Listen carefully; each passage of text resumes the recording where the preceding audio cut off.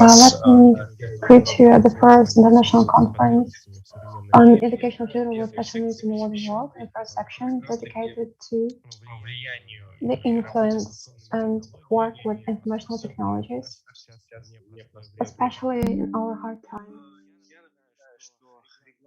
I remind you that the requirement of the conference says that one speaker can speak only for 10 minutes. There is limited time. And we also have 3 or maximum 5 minutes for some questions for small discussions. Let's start.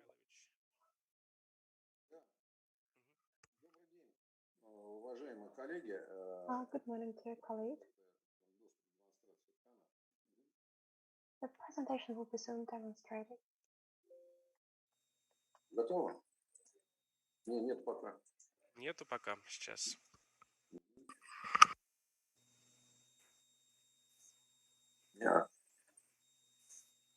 Вопрос.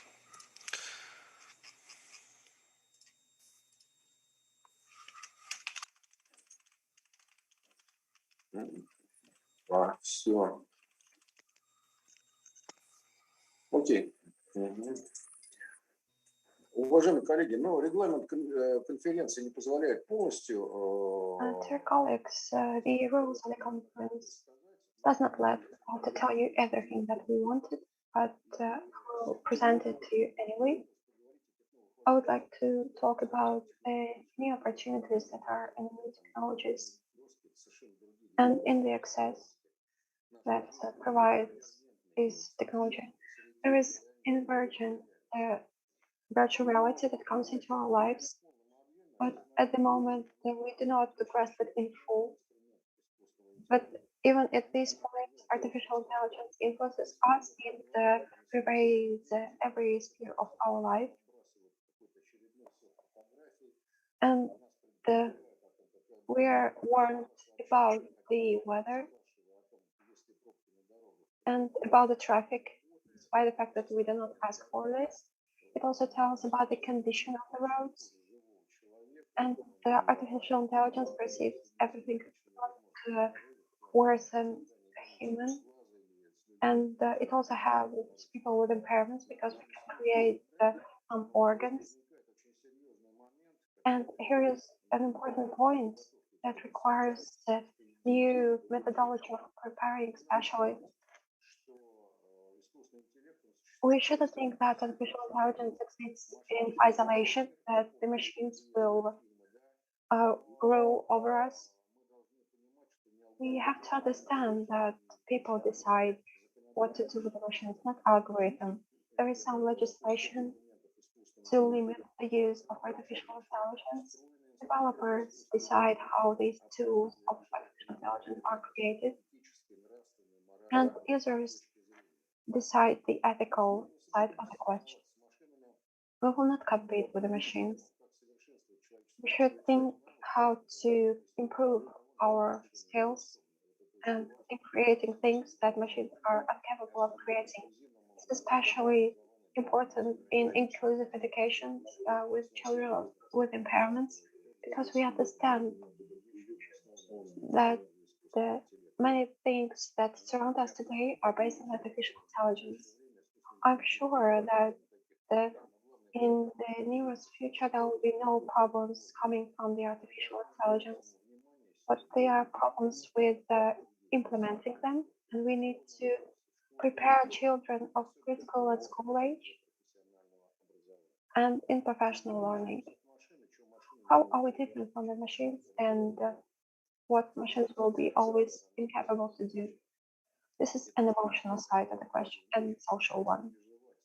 People can feel, can provide empathy, and can gain emotional experience. They are better prepared than those people who just aim at solving some tasks, and just like machines. And this is important in preparation of specialists, and we have to understand that the whole world is inclusive, that the educational sphere and the social sphere is inclusive. It's not only connected to the people with impairments, but also to the language peculiarities, along with the cultural ones, and the attention that must be paid to the educational spheres at the all levels, including the preparation of specialists working with people with impairments. This is a multi-componential preparation, including social, emotional, and skill side. We develop artificial intelligence tools and decide how to make it better in the educational sphere. Artificial intelligence cannot solve social problems. It cannot communicate, interact, or feel connection to other people. And artificial intelligence cannot replace human interaction. These are the things that we discuss with the teachers who are telling that their profession will be replaced by the machines. It will never happen. But if we talk about the improvements that artificial intelligence brings, it's the completing and the fast preparation of tasks. It will never cover the tasks that are creative or include some talents, some responsibility, compassion, and many other things. This is what we have to pay attention to while developing new applications, new technologies, and the new hardware that is connected to the work with the people with special needs. There is a new term, combinatory creativity, and this is not a feature of machines because they cannot use the experience according to the solution of the previous problems. This was covered by Einstein and Nabokov. We can tell it by experience because we all use our previous experience. And the combinatory creativity is related to research activities in modern education. Algorithms can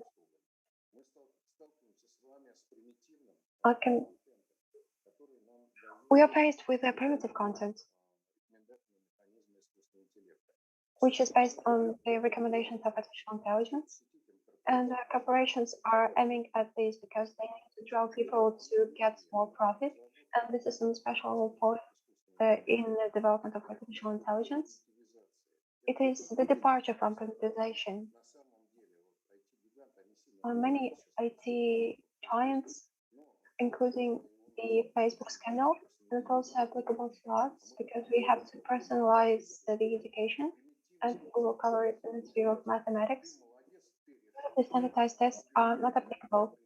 If you did it, you're doing great in relation to tests. It's very primitive. It's not working like that. And developers are understanding this. Nowadays, the fight with the primitive concept is at the level of the government. It's the responsibility of content creator and specialists that create the tools. It must be a whole preparation of not primitive solutions, but the complex solutions that are turn out to be easy and true. But the easiest decisions are mostly the hard ones in general. And we need to understand where lies and where is truth. We need to resist the pressure of companies. And this is very important direction in working with different groups of learners.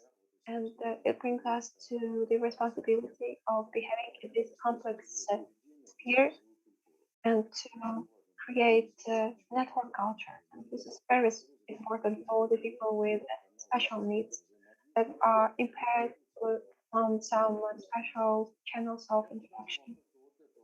I will show you this scheme the effect of obtuse angle.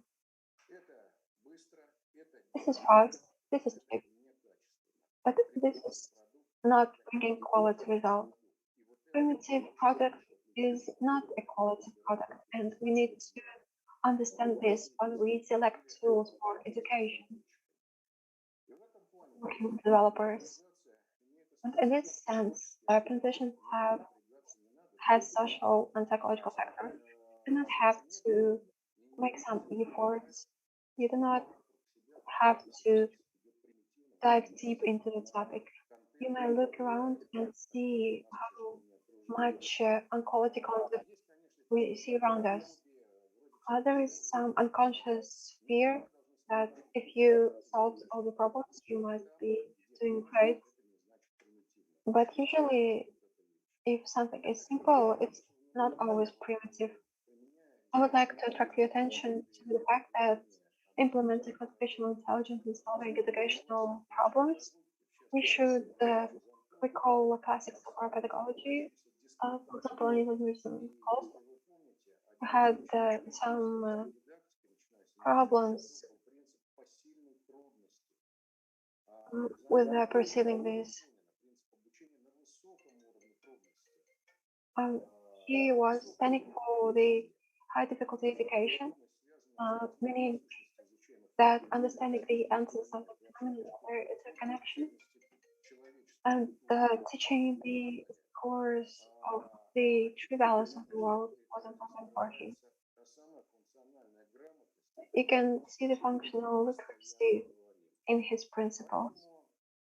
And that is why, while developing and understanding that we are surrounded by tools of artificial intelligence, including a routine education, and we need to learn how to use digital aiders or parents or children. And this problem is posed by the government, and many companies work on this, including my company. And we have to understand that only a high level of difficulty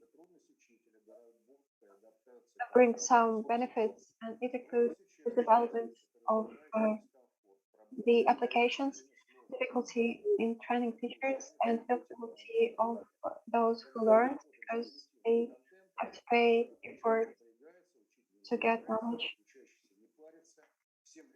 But if no one gives an effort, we can see negative results as in exam, as a state exam of this year.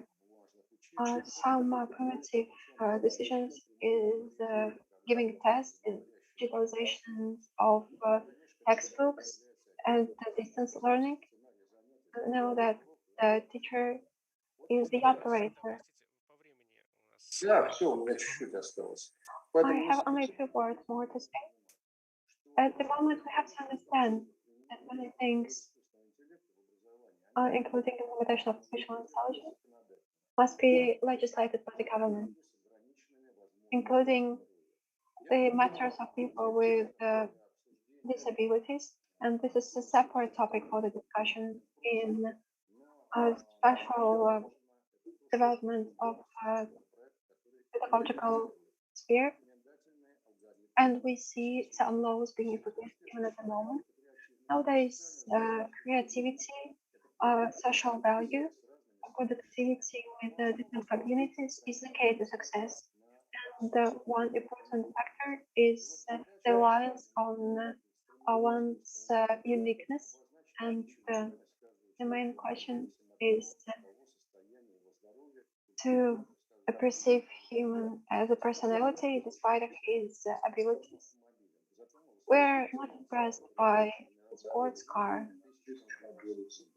but we impressed with the engineers that can create miracles. And artificial intelligence can give us these tools. They change the role of teachers, and artificial intelligence highlights the uniqueness of each person. Artificial intelligence can win in chess, but it will never be a teacher. And the last point is that we have to understand that nowadays, in the condition of widespread technologies and artificial intelligence tools, the profession of a teacher is a great art, and we have to prepare modern teachers for this. У нас вопросы, я думаю, у нас Are очень there мало. any questions? But we have very few moments left. Так, вопросов я не вижу, тогда можно задать вам один вопрос. А Asking a как вы question, считаете, so I would ask, проблема черного ящика what do you образования think the может быть problem особенностью of прямых the или black несправедливых box? образований? Я немножко Is поясню, да, что there если мы any задаем какой-то сложный special ответ, мы не до конца понимаем, как um, она работает по искусственному интеллекту. Например, в химии есть проблема с тем, что special things about из-за it? Because, применения for example, in chemistry, инструментов using искусственного интеллекта mass artificial перестали intelligence, изучаться there is основы no studying правил взаимодействия of между the молекулами, basis и в of attraction результате between химики molecules. сейчас, полагаясь на And искусственный интеллект, nowadays, не знают chemists по каким rely on правилам artificial intelligence and they do know the взаимодействия там rules какие-то of вещества, что interaction между собой. between the essences. I know I will answer in this way. I was not talking about the possibilities of humans and artificial intelligence in vain. We have to reinvent the essence of education. In the nearest future, would a person who need to know the multiplication table or syntax?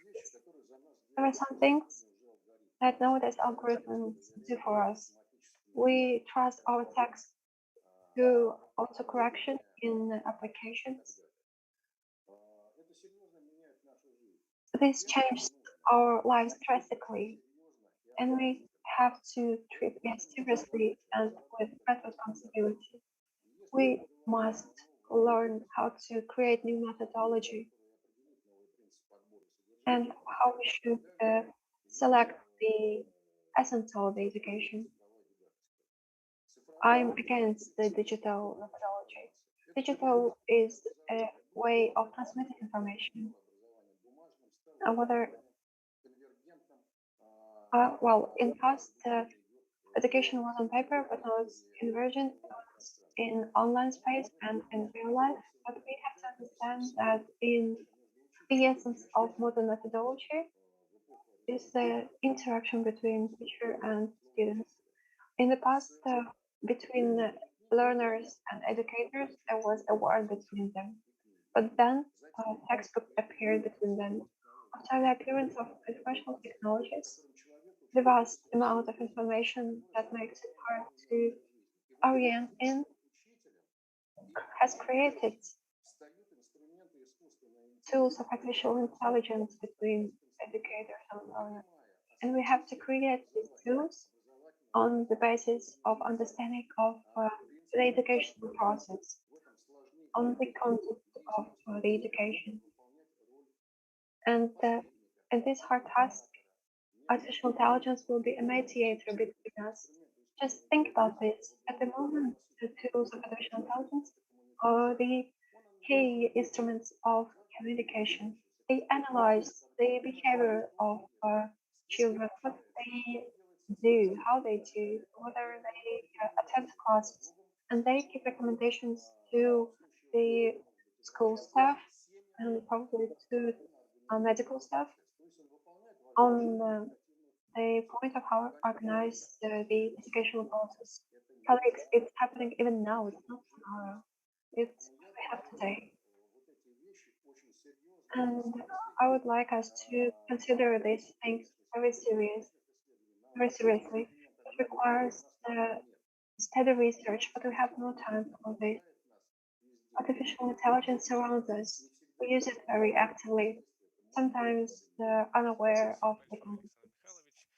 Следующий выступающий Дарья, сейчас The секунду, next speaker прошу прощения, is Дарья Александровна, Maria университет Alexandrovna Сассекса, Великобритания. Прошу, from Дарья. Sussex University. Доброе утро, хорошо меня слышно? Да. Сейчас я начну презентацию.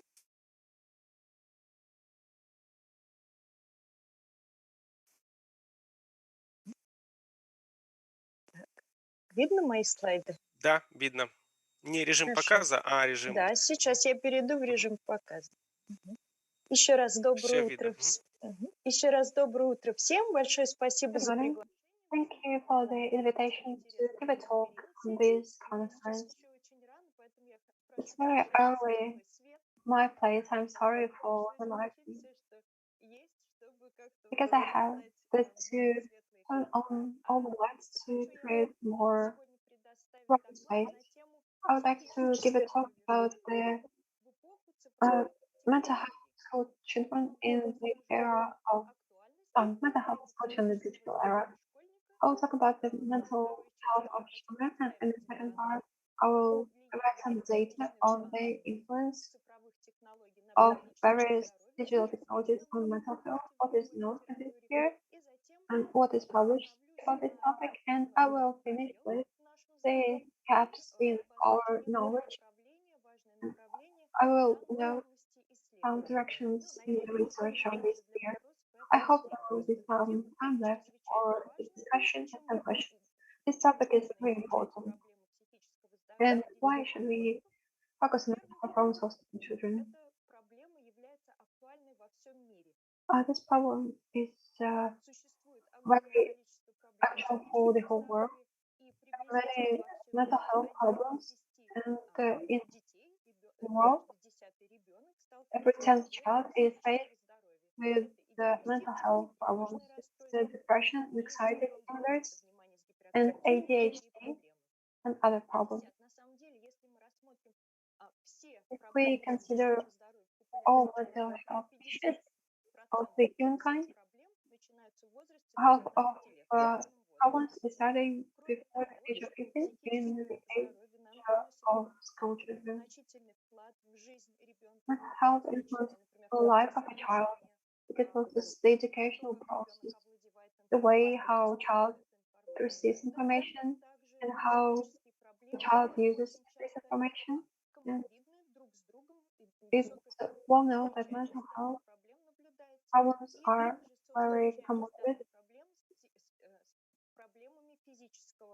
and usually physical problems and mental health problems are intertwined.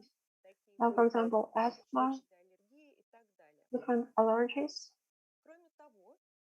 Uh, on the top of that, um, mental health problems is connected to increased mortality, and suicide is the second, the most numerous cause of death. And apart from suicide, there's the problem of self-harm, and there's some data that the mental health problems of school children and teens is connected to earlier death in adulthood. It's not only suicide, but other problems as well. During the last decades, we see the deterioration of mental health in the younger generation. And there is a number of research which can be used to compare the rate of mental health problems in the last decades and the previous years. And there were also researches in our decade, and compared to the end of the previous century and the beginning of this century, the number of mental health problems has increased among children and teens. There are many ways of comparing them, and one of them is telling us that the percentage has increased by 75% in the sphere of emotional spectrum. This includes depression and anxiety. And the most vivid example of this deterioration is the comparison of data during COVID-19 pandemic and before the pandemic. You can see the results of the slide. It was exercised in Britain, and we see that among boys and girls, the number of mental health problems has increased by nearly twice. Such problems exist also in UK and other developing states. And what leads to the mass deterioration of mental health problems? If we consider the short period that was emerging last 2 years because of COVID-19, we can see that our environment has critically changed for children and teens, and there are a lot of stress, deterioration of family environment, and the condition of schools. In the April of 2020, many children were not in school because it was impossible to stay offline, so children moved online, not only in terms of education, but the data also shows the time that children spend online has increased. At this slide, you can see the results of the research in Great Britain, and it shows that in every age group, if you look at the left side of the slide, even children from 0 to 4, children have spent nearly 2 times more in front of their devices. I would like to move to the next part of my talk. We can discuss many factors connected to the use of informational technologies and computers. I would like to stop at 3 factors that are most widely studied up to now. This is the screen time that I spend in front of TV and other devices. The second is using social media, and the third one is playing video games. What do we know at the moment about the influence of this factor on the mental health? I would like to stop at the school children. In the majority of European countries, it is considered to be children from 5 to 17 years. If we talk about screen time, it also includes using TV, internet, social media, and video games. We include everything in here. And the majority of researchers in this sphere are considering only one moment. The screen time was measured, for example, and the condition of a child is also measured. For example, the level of mental health problems. These researches are not very numerous, they're not very data saturated, and it cannot establish some associations between time spent in front of computer and mental health. In relation to these factors, there are several long-term researches that were carried out during several years, for example, by Boyers. They studied a lot of samples from 12 to 13 years in a time span of 4 years. And they studied not only the screen time in general, but they also studied the 4 components of this time. And they realized that the time spent in front of TV and social media has the most dramatic influence on the mental health at the level of depression, to be precise. They also considered several factors that help to establish the association. They monitor the physical activity and self-esteem and self-value. Oh, self-esteem is the more correct term. And these 2 factors, self-esteem is the key one in the link between watching TV and using social media and the level of depression. This is one of the main directions in understanding about the relation between mental health disorders and the screen time. Another research that helped to analyze one of the factors that can be very powerful in this, it's the time of sleeping. The combination of screen time and the lack of sleep are the most dramatic factors influencing mental health of children and teens. Children and teens themselves agree with this. It was estimated that 88% of teens has admitted that screen time negatively influences their sleep, and the rest admitted that screen time influences their mood. As far as time is running short, I will address this bit. In relation to social media, you can see that content has the most important influence. It's not only about the time spent, but it's mostly related to the content. If we look at the most popular social media and their influence on mental health, we can see that the that YouTube has the greatest influence, while Instagram damages the health badly. In relation to video games, there is a lot of data, but all of this information does not allow us to create a certain conclusion,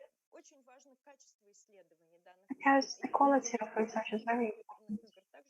And the latest researchers let us say that the video games can be used as a therapeutic tool to treat anxiety and depression. We can introduce some elements to track the mental health of a young child. To sum it all up, there is active research being carried out, but the quality and the details of this research can be better and could be better. And the majority of researches are carried out in developed states like Britain, USA, some European countries, and in Russia it's also the situation. But in the developing states, there is little data, and there is very few data on biological mechanisms that could explain this interaction between the mental factors and mental health.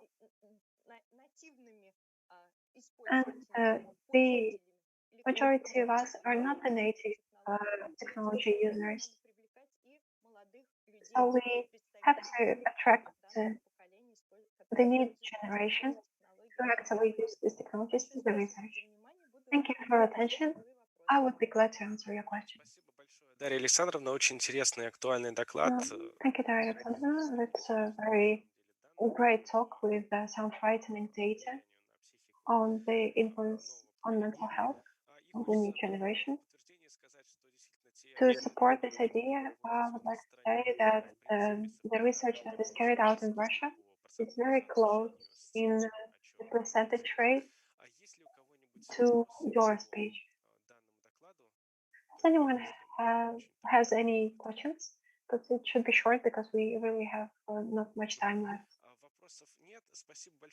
There are no questions. Thank you, Daria Alexandrovna, for accepting our invitation. It was a pleasure. And it was really interesting to listen to you. We are moving to the next report by Olga Yurievna Zaslavskaya from Pedagogical University in Moscow.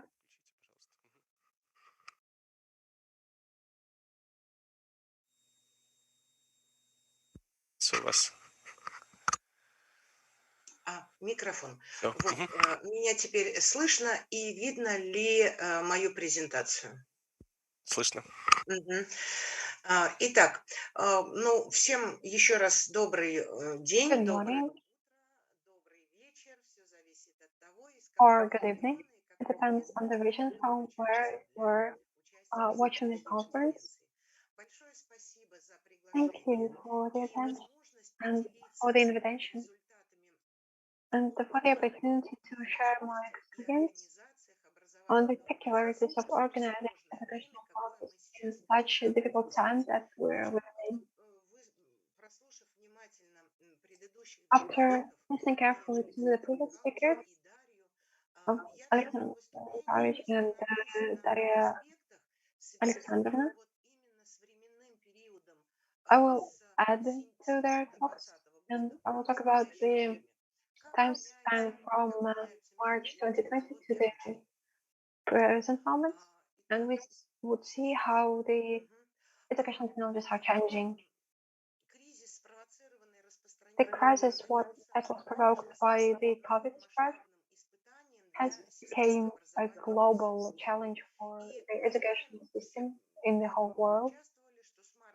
Everyone was involved in this, and we know that the whole educational system has to change drastically. The approach to education, not only in Russia, but also in other countries. We were brave enough to say that this period we call the corona learning. It's not a neutral, we just use it for the brevity. And during the other pandemics, the educational process was not interrupted. Well, certain organizations were going on isolation, but in such a massive scale, this is the first time. It's a COVID that was the first pandemic to do so, to interrupt the educational process. And we use this term to be brief. Coronavirus has created a new situation. It's unprecedented, and probably there will be no such a situation in the future. From March 2020, you may see on the slides that education was mostly moved to online format, and certain schools and certain classes were in distance format with a rotated schedule and some controlling events. But on December of 2020, we were all moved to the offline format, but depending on the situation of COVID, some schools were learning offline, some schools were moving online, and this dynamics this is sorted, and it can be highly prognosed whether the education will be offline or online. And in November, around 30th of November, this interruption was aimed at the reduction of COVID spread, and we also had to correct the organization and the carrying out of the educational process in the scale of a whole country. And we see hybrid education in here when education is offline, but part of the students is connected through informational technologies. And on the map, you can see the similar situation in the whole world. You can see that from March to June, nearly all the schools were closed. From June to October, schools were closing and opening. And from November, nearly all schools has implemented hybrid education.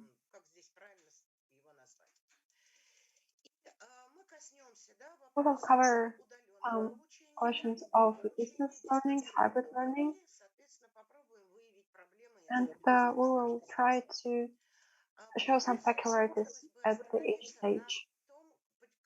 I'd like to cover the distinction between the types of education. Remote learning is the replacement of common education, and the materials are fixed. Distance education is a specially developed methodology and content. There is no schedule because learners construct their own educational process, but with one task to complete all the goals that they were set. for them. And combined education is where offline and online education is mixed.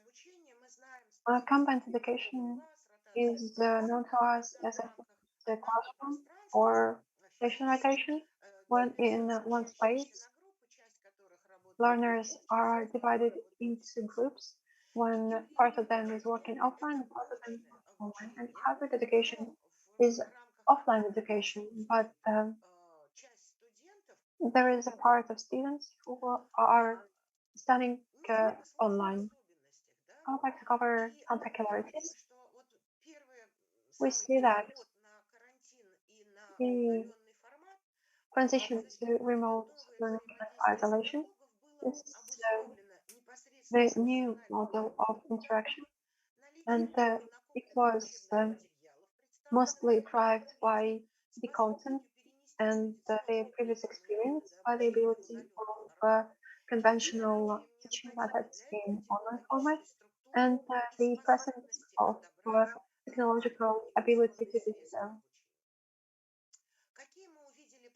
We also saw some problems. The first one is the sudden transition, because you had only short time spent to move all the educational institutions and processes into online format. But what I would like to draw your attention to, there was a belief that adolescents, children and kids are more technological literate than teachers are. But we see that teachers were very crafty in moving to online format, that we know that they're as well as skilled as the younger generations. And we also talk about the second period, where the transition from offline to online format is defined not by the methodology of education, but by the external conditions, because some part of learners and classes has moved to the online format. In the second period of isolation, we learned that the technologies that probably are a bit complicated to be realized in offline education, but we work well. For example, Flip Classroom was brilliant during the time of distance learning. What problems did we face here? We had to preserve the flow of education in the highest transition from offline to online learning. Also, we had difficulties with the personalization. For example, teachers never saw the eyes of the children. They will never receive the reaction. It's really difficult to see what the person on the other side of the screen is doing. And many parents also believe that during the first period of transition, the distance learning is always worse than offline ones. But it turns out that if the methodology and technical system is greater, then education is also better. And the third period, the hybrid one, when the teacher is in the class, and students are also in the class, but there are parts of the class who are online. We see certain peculiarities, because we have to synchronize the educational process for everyone, so students and learners can participate in discussion, performing tasks, and demonstrating their educational performance in equal form. There are four forms of realizing this. The first one is when the class is not recorded, it's just carried out, and the students that are studying online are receiving only video materials and some visual aids. And the second format is when the conference is recorded, and the learners can watch it. And the third one is the partly distance learning, when some tasks is presented with some informational platform. And the fourth one is fully distance education, when all the participants have the access to educational materials and computer models. And this stage that was created we received a notification that the time is running low, and this is the last slide. The main problem is that the teachers are unable to use some methods of education. And as an example, in the condition of inclusion, I would like to say that remote education is hard to be realized. And in the screen, you can see this scenario of extracurricular activity that we have created with ESPN and um, masters in education. You can see that early learners in schools are presented here. The idea was to study Chinese language in Chinese school, and the event was to get acquainted to Russian folklore tales. But we can also do the same for Russian children studying foreign language and for other children from other countries who learn Russian.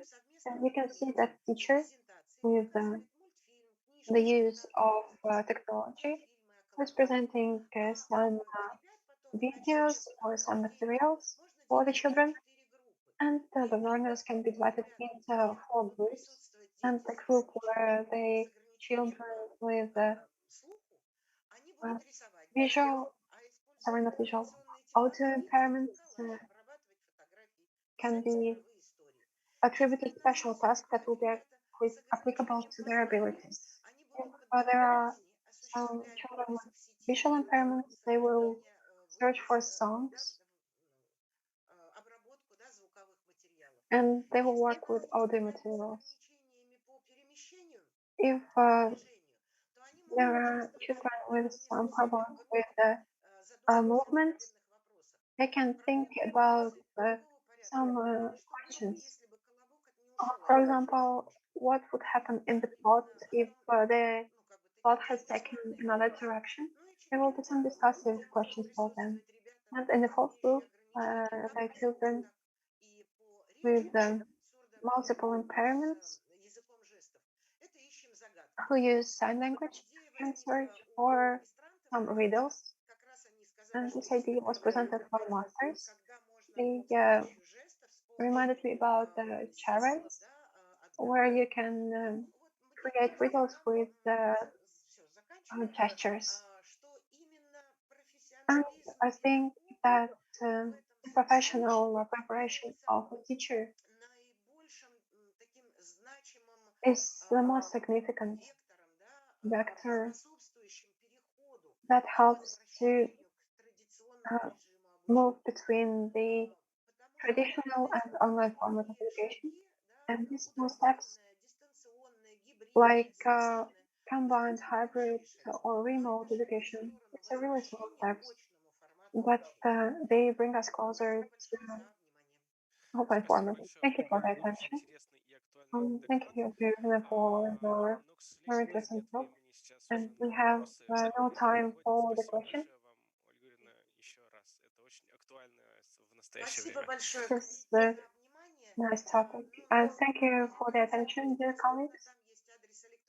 You can see the presentation in wide access, and you can see my mail in there. So I will participate in the session right there. The next speaker is Yulia Sergeyevna from Vladivostok. Good morning, colleagues. Я сейчас сделаю следующую вещь. Я сокращу время своего I will do the выступления. following. I will reduce the time of my speech because I would like to give some time to the next speaker, and the previous speaker has took too much time. It's not because I do not want to talk, but it's the point that virtual reality in education is very important topic and talk about it for a long time. And we choose the focus of school education because we consider that this technology has a great potential that we have to seek for and we have to explore it. And we will have to move the education to the completely new level. And we will receive a unique tool for teachers that will be also a great pleasure for school children. I will conclude thoughts about the commercial organization. I would like you to remember me and my contacts. And if you're interested, you can go to our website and see our products and our researches. You can contact me or my colleagues, and you will be invited to the chat of teachers. It's a living community, a living organization. And everyone who would like to try this new technology, you are welcome to join us and we'll answer all your questions. Another moment is that today the conference is about inclusive education, but moderators has warned me that it's not a problem that it's not the focus of our activity, but in our testing program there was some applications for special needs, and we can also be a great partnership in here. We also interact with the Research Institute of Kiribati, and we can unite our forces. The topic is understudied in general education, not talking about special needs education. I think that we are in the avant-garde of the research, and we publish a lot of articles about our activities and research. And our foreign colleagues come for data to us because we're at the same level in here. I'd like to refer to the previous speaker that the new technologies have to be easy and skillfully crafted at the same time. When I talk about the virtual reality helmet, I can see that there are tutors and teachers. And recently I was at the conference in Tajikistan and I asked whether anyone has tried virtual reality and whether they tried special equipment. And I got the result that they never touched it. And I would recommend you to visit virtual parks and to see what virtual reality is. I assure you that you will get many ideas how to use this in education. I would not turn on the presentation because I think you can find everything that you need because in my institute in Odessa, we create some tools for schools. This is a chemistry lab, a virtual one. For example, there are some schools where there is no materials and no equipment for chemistry classes, but you can do this virtually. We also have English practice training, virtual one, and you can move to another environment where you can practice your English language with the native. For example, you have to order some food, or you have to talk to a stranger in a gallery to point the way for them. And we also have some projects for physics that uh, has a positive dynamic in the exception of physics. And there are some difficult rules that were taught in school, but in virtual reality, it is visualized. So children are better in understanding this because they understand what's going on. And the teachers has received these products very heartfully. And another product that we have is the VR stereometry. It's also about visualization. There are more than 100 of lessons there, and you can also use them. All these applications were created taking into account the words of the previous speaker. Everything must be easy, but it's difficult to get this easy. And we developed this with a team from multiple disciplines like developers, psychologists, and teachers. So we had to create a questionnaire for the virtual reality. And there must be lots of efforts from multiple specialized specialists. It's not that easy to create equipment because there is difficult to find some points of connection between specialists from different spheres, and we have to create some links to create a great product. And it seems like we overcame this stage, and we created a nice application, and then we uh, carried out a testing program in Russia, and more than thousands of schools in Russia got the access to our content for free, and the lessons were carried out with the help of this application. I will share my contacts with you. I would like to share with you Видно. Я screen. полагаю, еще, возможно, какие-то слайды с контактами I мы можем разместить на сайте в also разделе стендовых докладов. offered Да. to put these contacts on the slide, but still, I would like to show you the contacts right now, so you can see some points that I've mentioned. You Сейчас can у нас see our слайд simulation for перед English. вами, он не переключается, если вы пытаетесь что-то Да, я показывать. пытаюсь, да, действительно. А что сейчас видно? There are some Видно technological и issues. режим именно редактирования презентации. Возможно, вы демонстрируете редактирование презентации окно, а не окно демонстрации.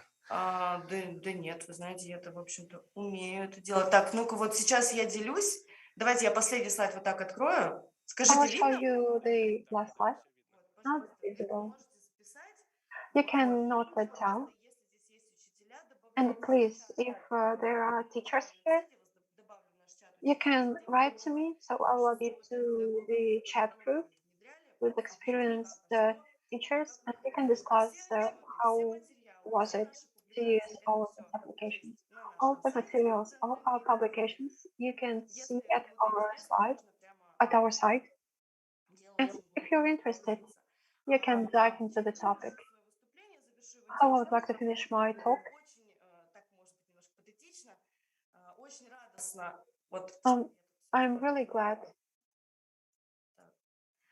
Очень радостно, что I'm really glad наша страна и that our country очень мощное педагогическое сообщество and our strong pedagogical community with long history такой сильной, мощной традиции, and мы strong с вами tradition of являемся teaching. передовой We, our разработчикой colleagues, are технологий. in the front line of developing teaching technologies, including VR and artificial intelligence.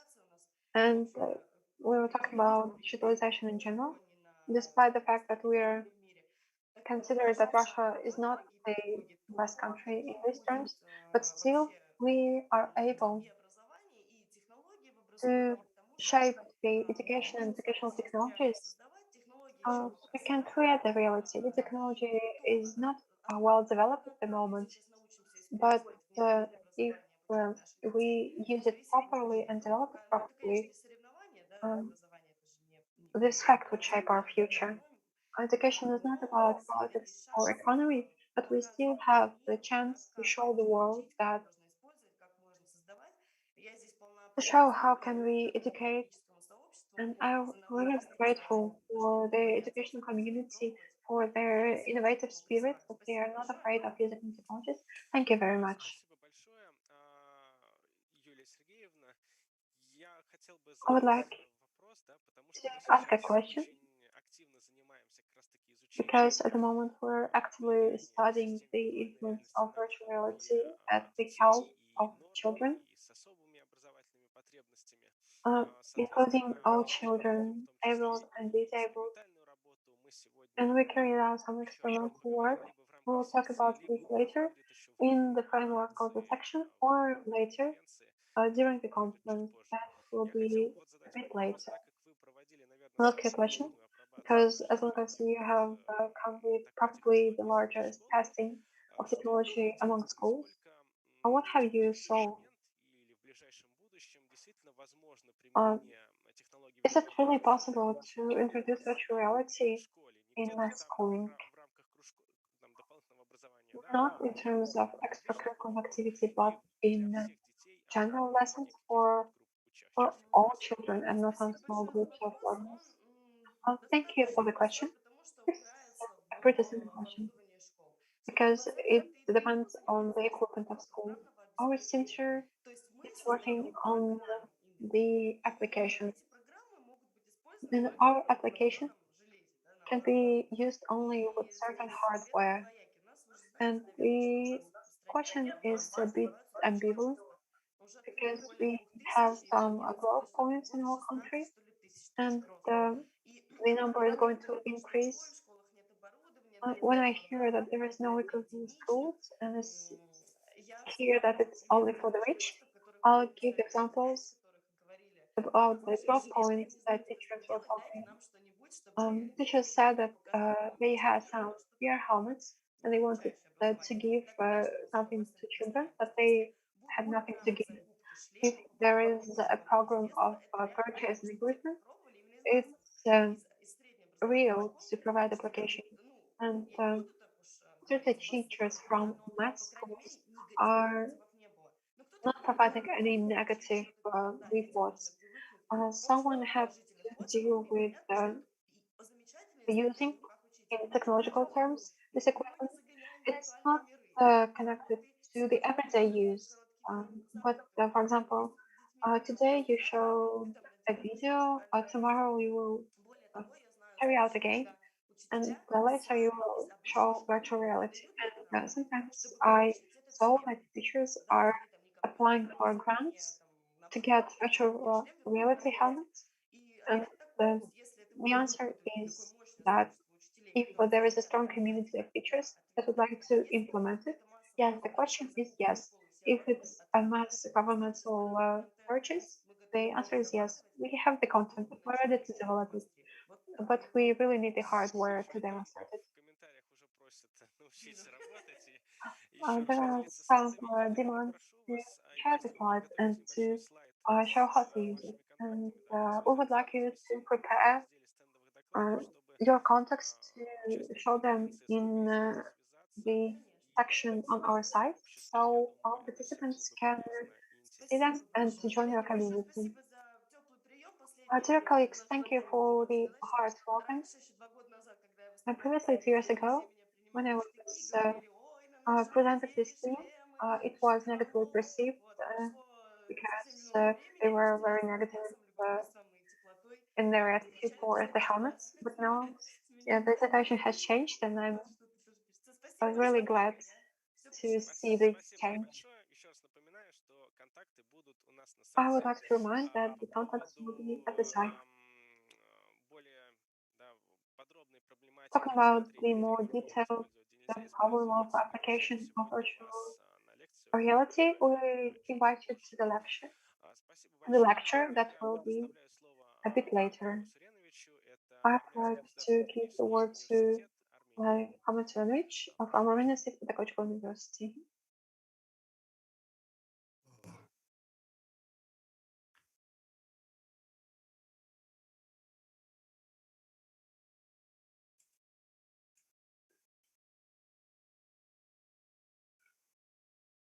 У вас получается? Нужна помощь? У меня как-то не получается включить экран. Так, There are сейчас. some technical issues, they will be solved. Делиться. Угу. Все видно, да? Ну, сейчас загружается. Сейчас виден экран? Это самое. Видно, вот Facebook открытый. Да, это... То есть презентация видно? Нет, видно не презентацию, вы поделились просто другим окном. Нужно поделиться именно презентацией, то есть демонстрация экрана, и нужно поделиться именно презентацией, либо всем экраном, а вы поделились окном браузера.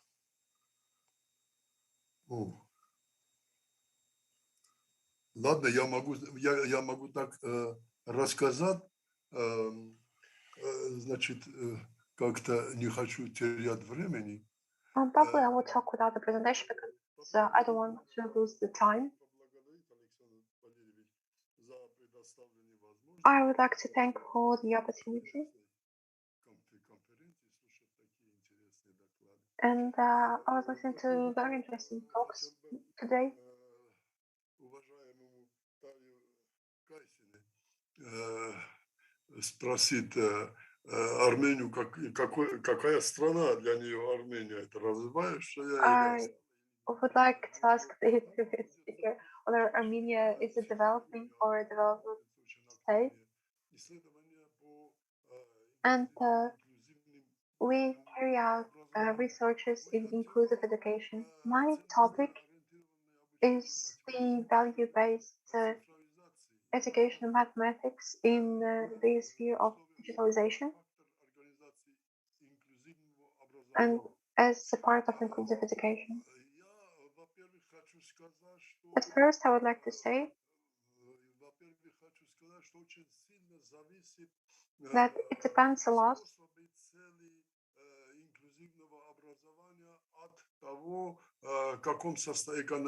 on the conditions of social, economic, environmental, the government or the state. It's very important. I don't like to talk about this because we do not have a lot of time. I would like to say that I put the question more widely, that the inclusive education should consider different abilities. There are physical, social, intellectual abilities, and we all have to consider this while developing special needs education. For example, one person cannot afford expensive school. Is it an inclusive education? It's also connected to social problems. I would like to cover two aspects.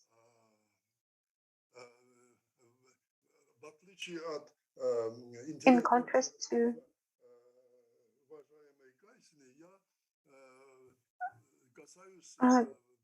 to Darya Alexandrovna Kasina, I would like to consider psychological sphere and mental health in teaching mathematics.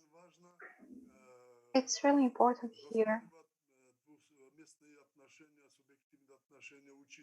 to perceive the relationship between a child and a teacher.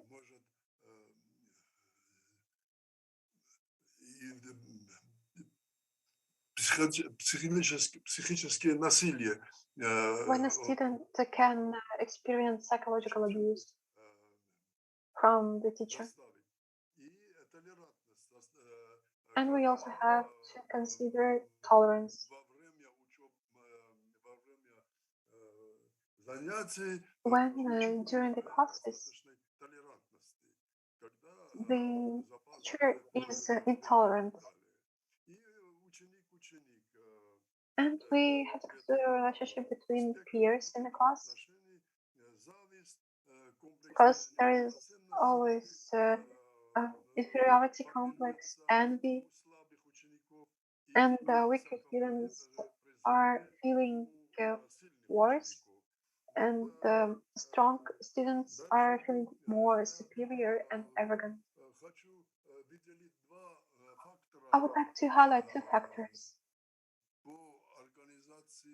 in organization, psychological security of students, value-based teaching of mathematics, and digitalization of mathematics education.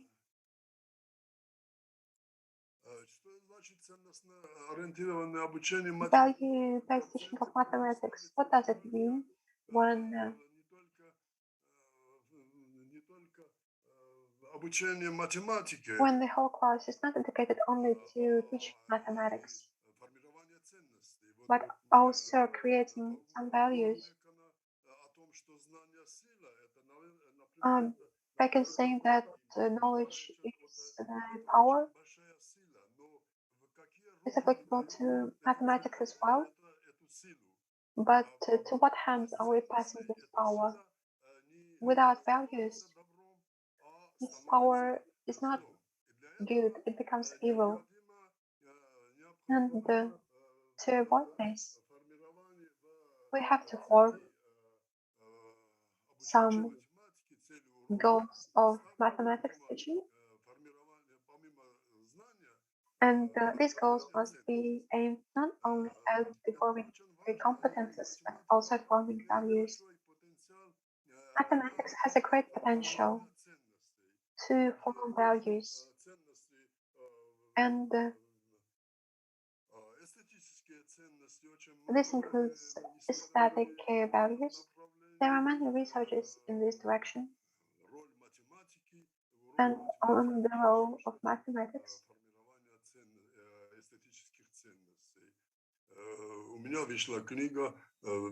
I have published a book on this question. Ethical values are receiving a lot of attention in England, for example. And this is done by many authors. We also can talk about national values, human values, different kinds of values during constructing the lesson of maths.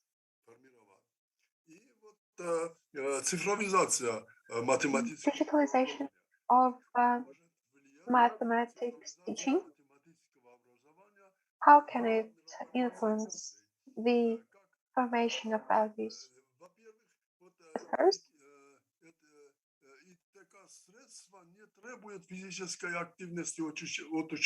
it does not require any physical activity from the students. This is very important.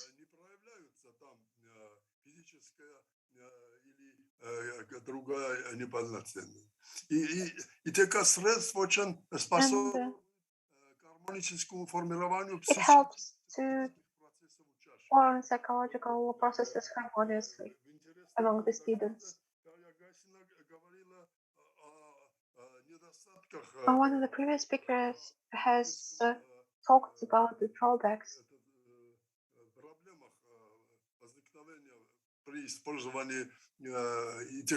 that emerge from using IT technology. But I would like to draw your attention to the fact that IT technologies can give some new opportunities to the students. For example, they have memory. Computer is widening the memory of a student. And we also talk here about other psychological processes and phenomena that can gain from implementation of digital education when we attract IT technologies to the teaching of mathematics. And the most important thing here is that IT technologies are very helpful in value-based teaching of mathematics. When we talk about the aesthetics of mathematics,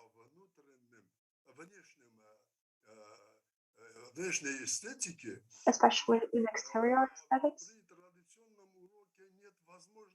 during the conventional lesson, we do not have the opportunity to show the beauty of mathematical objects. But IT tools give the opportunity to the teacher and to the student to find beautiful things on their own that teacher would like to demonstrate. But there is no opportunity to do this. Technologies enable us to do this. The same thing is connected to ethics and knowledge and national values. Mathematics has the power to show and shape national values. This is very important for any state because mathematical education in different states is different. And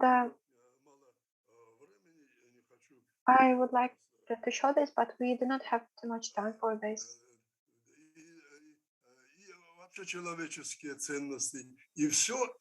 And if we turn to values, it also consider human values apart from the previous ones. And all of this is given to us by IT technology. And I think that we have to implement IT technologies.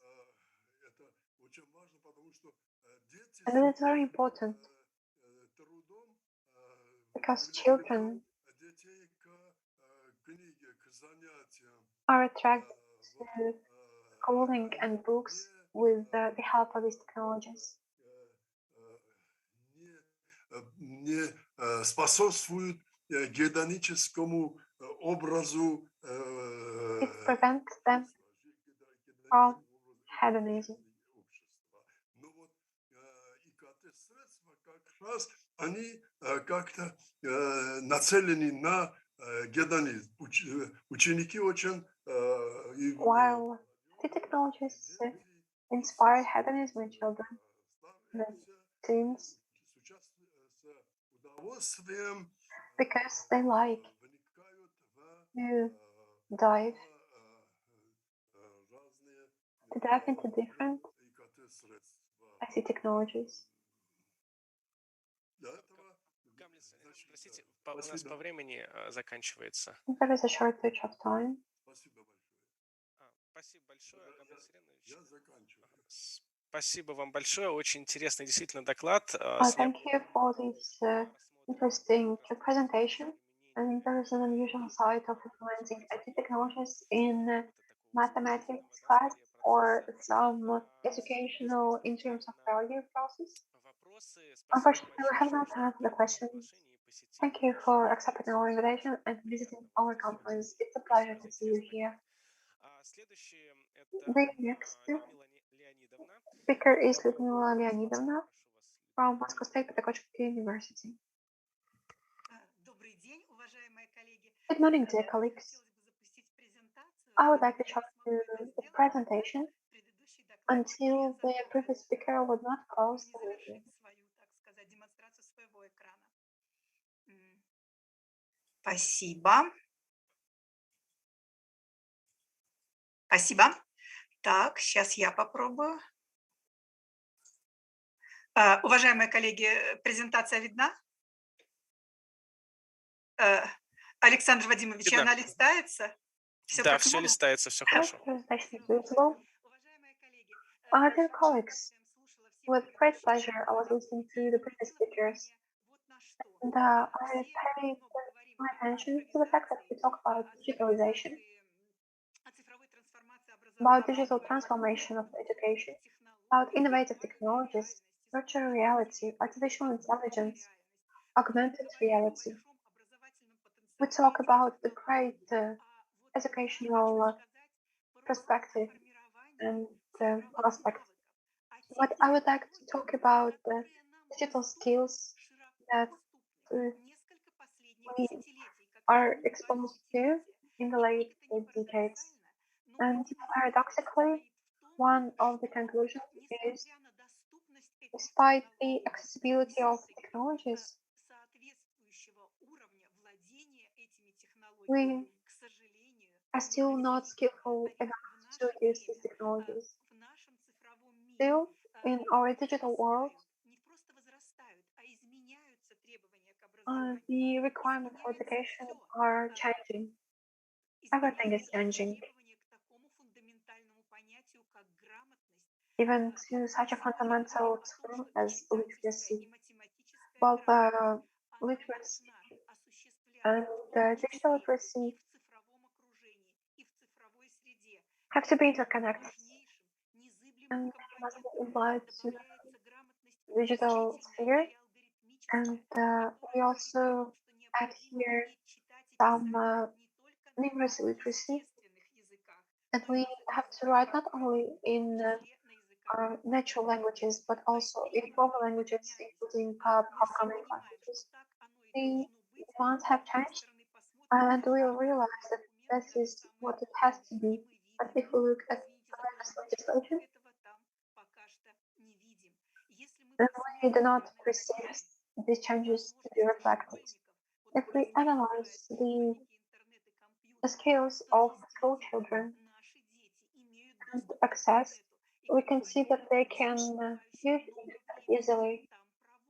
They spend a lot of time there. They spend a lot of time on that. But they have access to internet. Nevertheless, they do not have the access to the computer, while computer is the tool for education. Um,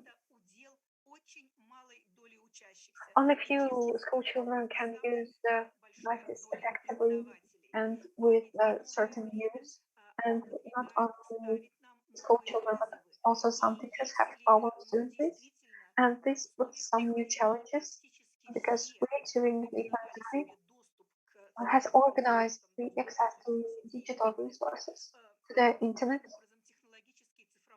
and the digital divide, the digital gap has appeared.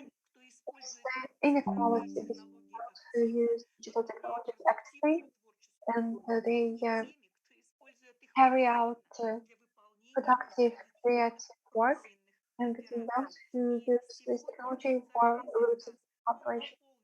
There's a social order that is built with digital literacy, digital competence, digital skills. All of these terms have its own peculiarities, and I, as a person of a classic school, I prefer digital skills. These are the table of automated models of behavior based on the knowledge and skills in the sphere of digital and data value that gives us opportunity to use information. And the whole world is connected to the idea of using digital sphere and creating digital skills. For example, in Estonia, there is a multiple stage program of creating digital skills, and there's a checklist that shows the skills that have to be brought up in children. And we also can see a national program in England, Wales, and Northern Ireland. And it's not only about computer science, but also about informational technologies and digital literacy. There is a widespread of European model of digital skills and digital competences for citizens. It includes 5 spheres. This informational literacy. I see some points. For example, watching for and filtering the data, managing data, and evaluating it. Well, it seems that we pay attention to everything, but still it's never enough. Next point is communication and partnership. In reality, our children are better in communication through digital devices, but it's not the thing with partnership. Partnership with digital technologies causes a lot of questions because it's really difficult to organize the educational process productively on the basis of a digital partnership without special preparation of educators and learners is impossible. Also, there are questions of digital ethics because we teach our students in terms of values as well. And another important point is creating digital content.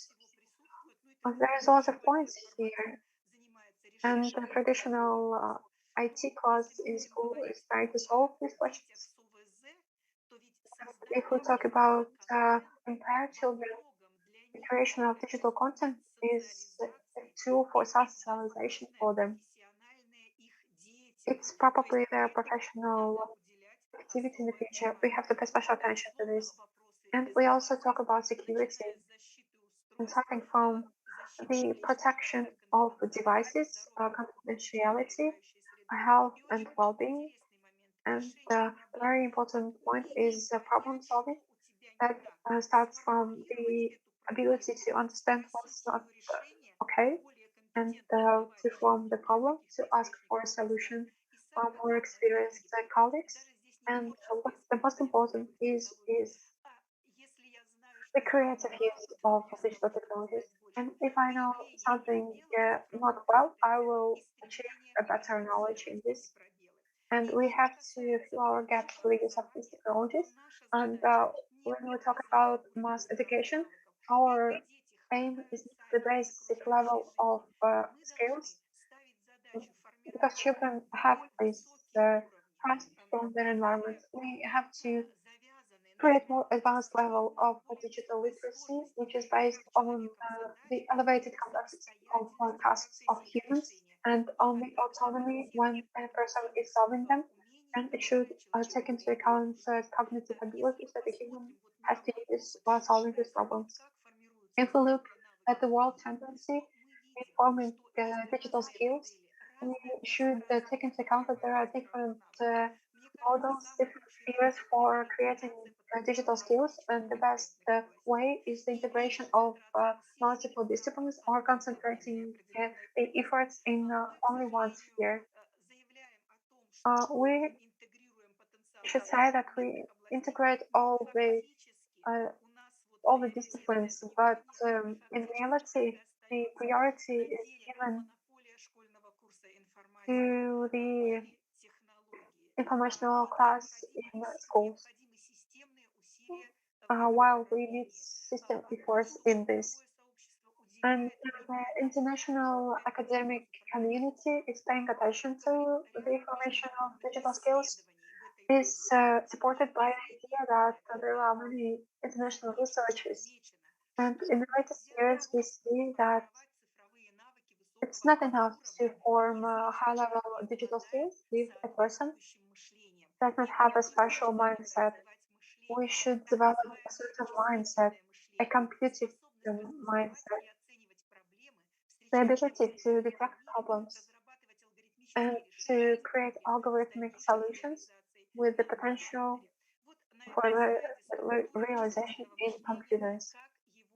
Here you can see the structure of computational thinking that is presented by our Australian colleagues. Computer specialists all know this, but for the others, there will be a bonus that if we talk about computational thinking, the necessity of forming it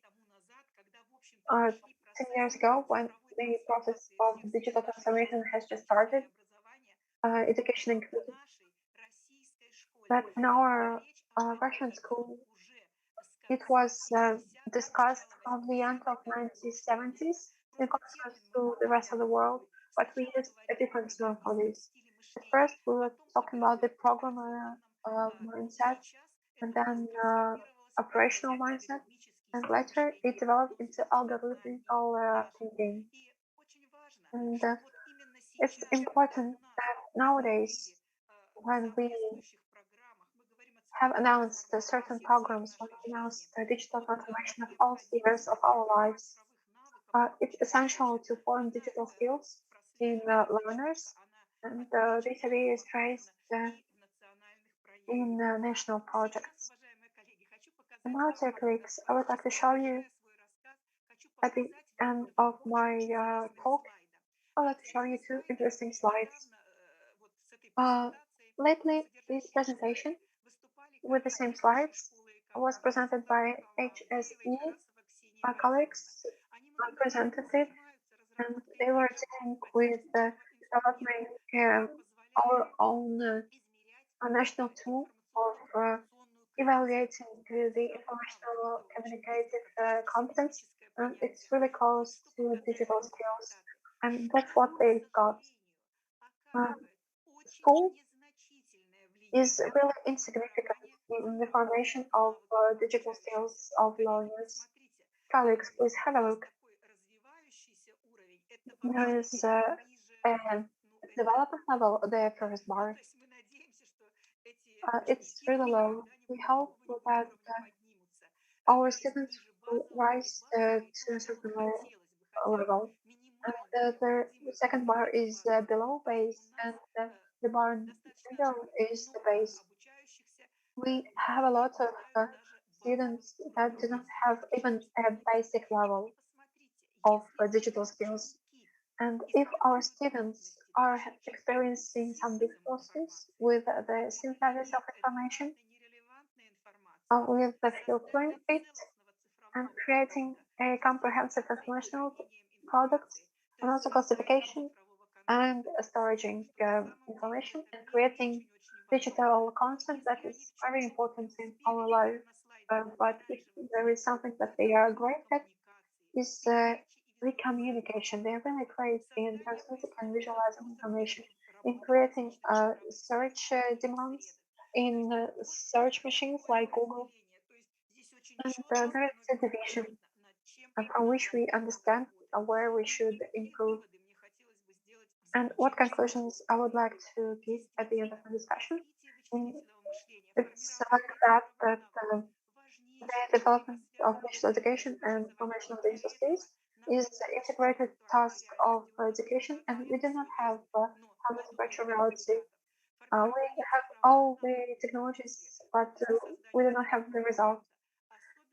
And it's very important to consider special needs education, because for the impaired children, it can be the prospect of professional activity. And on talking with my colleagues after receiving the invitation, I discussed it with colleagues from many regions and what is done in the field. And there are only approximate programs, and they were not realized. And each of my colleagues that is working with the parent children is trying to work on their own. It's not applicable and appropriate. There should be a complex program of digitalization that would cover all the aspects that are voiced in the previous talks in any way. Thank you, Lyudmila Leonidovna, for such a detailed and interesting talk. This is a very actual topic, and especially for impaired children, as they spend a lot of time in the internet, and they are very vulnerable part of the society in relation to digital threats. And without developing digital literacy, it is impossible to provide them with the basic level of security. Unfortunately, we have no time for all the questions. Hopefully, it will be the next time when we will discuss. The next speaker is Igor Anatolyevich from Federal State Budgetary Scientific Institution, Gabriel. Thank you, dear colleagues.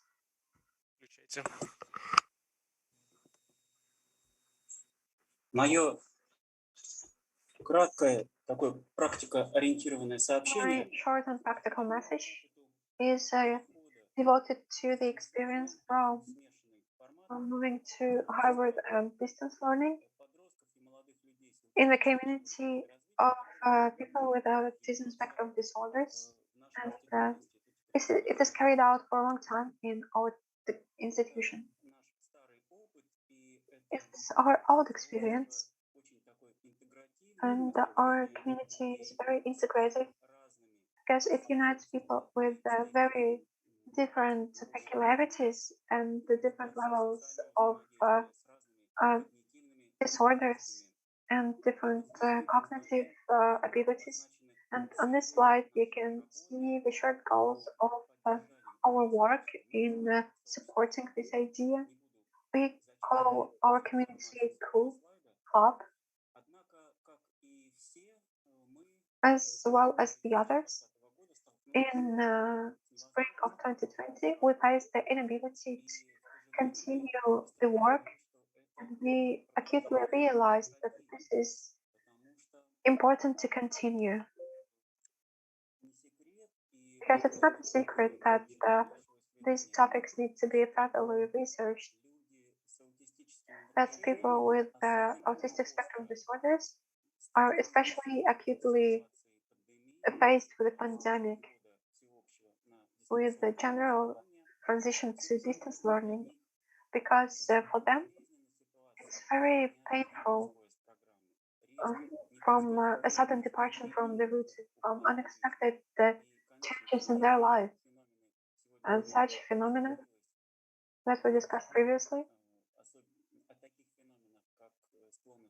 like proximity to depression and the acceleration of anxiety, and this is very applicable to people with autistic spectrum disorder. And we made a decision to continue our meetings in the distant format, as if they were still carried in the offline format. It was in the same time, at the same time of the week, and at the same curriculum. It was very important in terms of emotional support for the participants of our community. It was very important to show them that despite the sharp changes in their lives, the life still goes on, and our community is still living, and their routine is maintained if it's possible. Our traditions are maintained that were created in our group, and we really value these traditions. And we try to support every member. It's important for us that personal, emotional connection and relationship between participants and tutors will not be interrupted. It's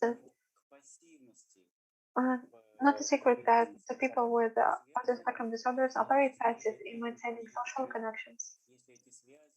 And if these connections and emotional relationship are not helped from the outside,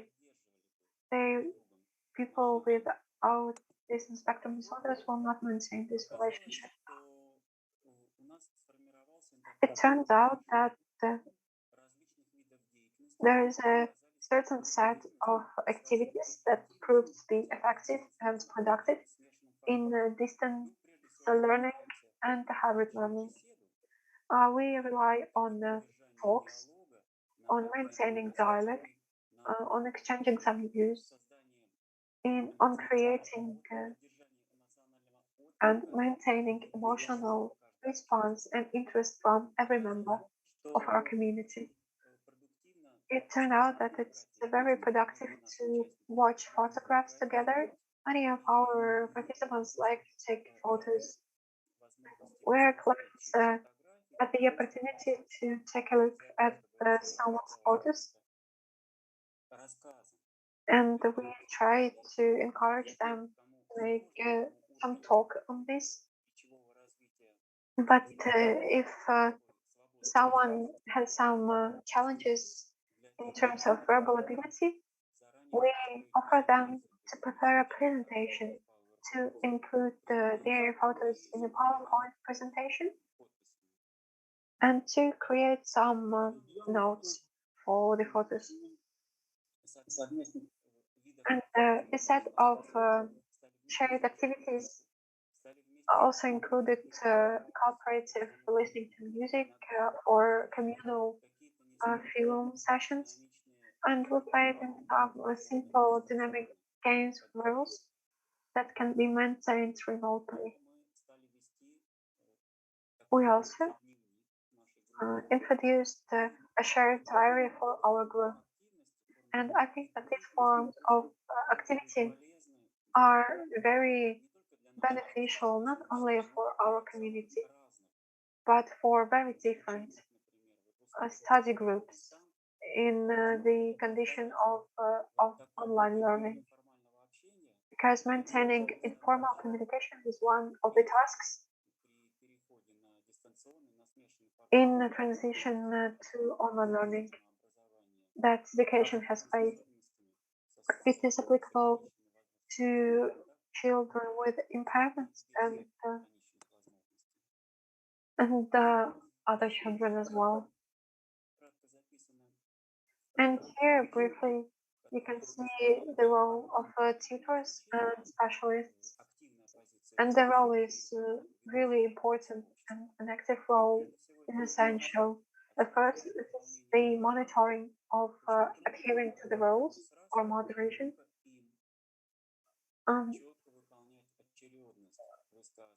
The order of talking and listening should be maintained, and it can be destructive in online format because when everyone is speaking simultaneously, it's impossible to get anything from the text. They also try to maintain politeness and the organization of the flow of the communication, and monitors try to take care of this. And tutors also create environment for discussion, encourage to communicate. We also ask questions and get involved in the communication when this is needed.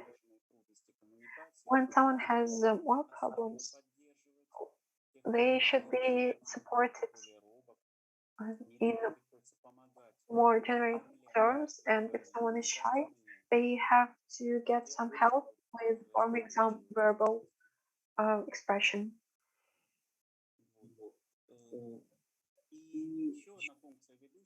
And another function of monitors is technical support. It turns out that our participants had great digital competence and that their digital skills are great. They are doing perfectly well. They could turn on the presentation and they started to offer their help to the other participants, which was unexpected but a great pleasure. And I would like to focus on one more moment, the last point on the slide. For us, it is very important to control anxiety and other mental health problems that might arise from the pandemic. We have to help the participants, and we interact with them and use the consciously a positive tone, emotionally neutral axis. When we discuss COVID and pandemic, some consequences, some unexpected events that we face, and this is really important. A few words about the specifics of monitors for the community. There should be more than one participant, even if the group is small, from 4 to 5 participants. There must be 2 tutors. Tutors also have to be a real team. They should have interacted face to face previously. We cannot interact on the same level between the tutors without interrupting the participants. And monitors shouldn't compete with each other, and they should be in accordance in their view on organization of the work. I understand that we're limited in time. Our participants had a great level of digital literacy. They offered some help, and they used chat and Zoom. For example, those who had difficulties to make verbal expressions, they were active in the chat while asking and answering questions. Apart from this, it turned out that people with autism spectrum disorders feel it's better to stay concentrated while in front of the computer. And this effect is noted in different conditions and situations. Sometimes people with autism spectrum disorders feel better to concentrate on what's happening than in real life interaction. Вот наше сообщество, Here I can see our community, две наши группы. И our two groups. закончить свое I would like to сообщение finish хотелось бы my цитатой report из with a книжки quote Marianны Безруких, from Mariana Mihalovna Bezrukih. в которой она анализирует последствия перехода на Um, дистанционное обучение. She analyzes the consequences of transition to online learning in the educational system in general and in schools. She says that it's a chance to pay attention to the formation of communicative skills.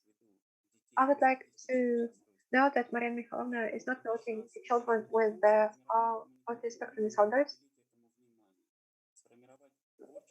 to form creative and emotional intelligence in limited space when school children experience lack of communication with parents. It should be compensated. And finishing my report, moving to the conclusions, I would like to note that such work has a great value for people with serious disorders in terms of communication, like people with autism spectrum disorders, but also for all categories of school children, adolescents with impairments. The organization of informal communication in hybrid or distance learning is very profitable and helpful, and we see it as a psychological help for school children with disabilities. And it's important for different categories of children. Thank you to your participants. If you have any questions, Mike Natovich, thank you for this report. It will be very helpful and interesting to get acquainted with your experience in such studying groups. And now I would like to invite Svetlana Nikolaevna, Kazanpuru from Kazakhstan. Да, добрый день. Александр Вадимович, добрый день. Огромное спасибо. Good morning. Thank you for the invitation to take a part in this seminar. Хочу сказать, мне нужно разрешение демонстрации для второго пользователя через компьютер. Это возможно? I would like to demonstrate my screen, but I need some technical support. Кто второй пользователь? Скажите, пожалуйста. Можно Конева Светлана. У меня, как говорится, и тут, и там показывают. Сейчас. Компьютер я хотела демонстрацию запустить, если возможно. Вот есть Светлана Конева, и вот еще один Светлана Конева, там звука нет просто. Так. Сапожник Сапожник. Ну, пока подключаем, я просто веду как бы немножко возьми. Во-первых,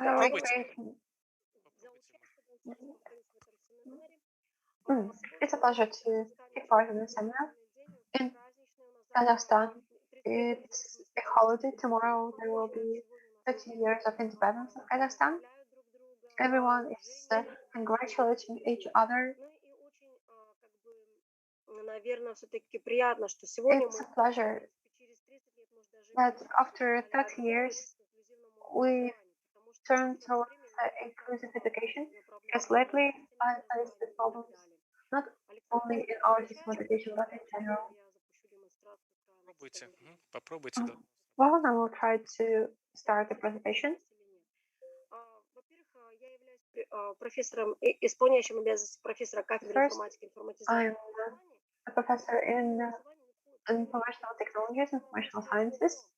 It's not my direct responsibilities. But 2 years ago, I was happy to be an unbiased expert in inclusive education in higher education institutions in Kazakhstan. And I studied a lot of reports and documents from my colleagues in Kazakhstan that gave some information. And I would like to share this information with you so you can also share your opinions. Значит, у нас есть нормативные документы, We принятые have Государственным some legislation Советом о социальном accepted in 2002 on social and medical pedagogical correctional support of children with limited abilities. обучении детей And it was connected to the children with impairments. And in 2016, there was a special program that I will cover in short. According to these documents, there is a governmental program that inclusive education has to provide equal access to all educational process and educational technologies and information. While teaching, I faced some students with impairments that chose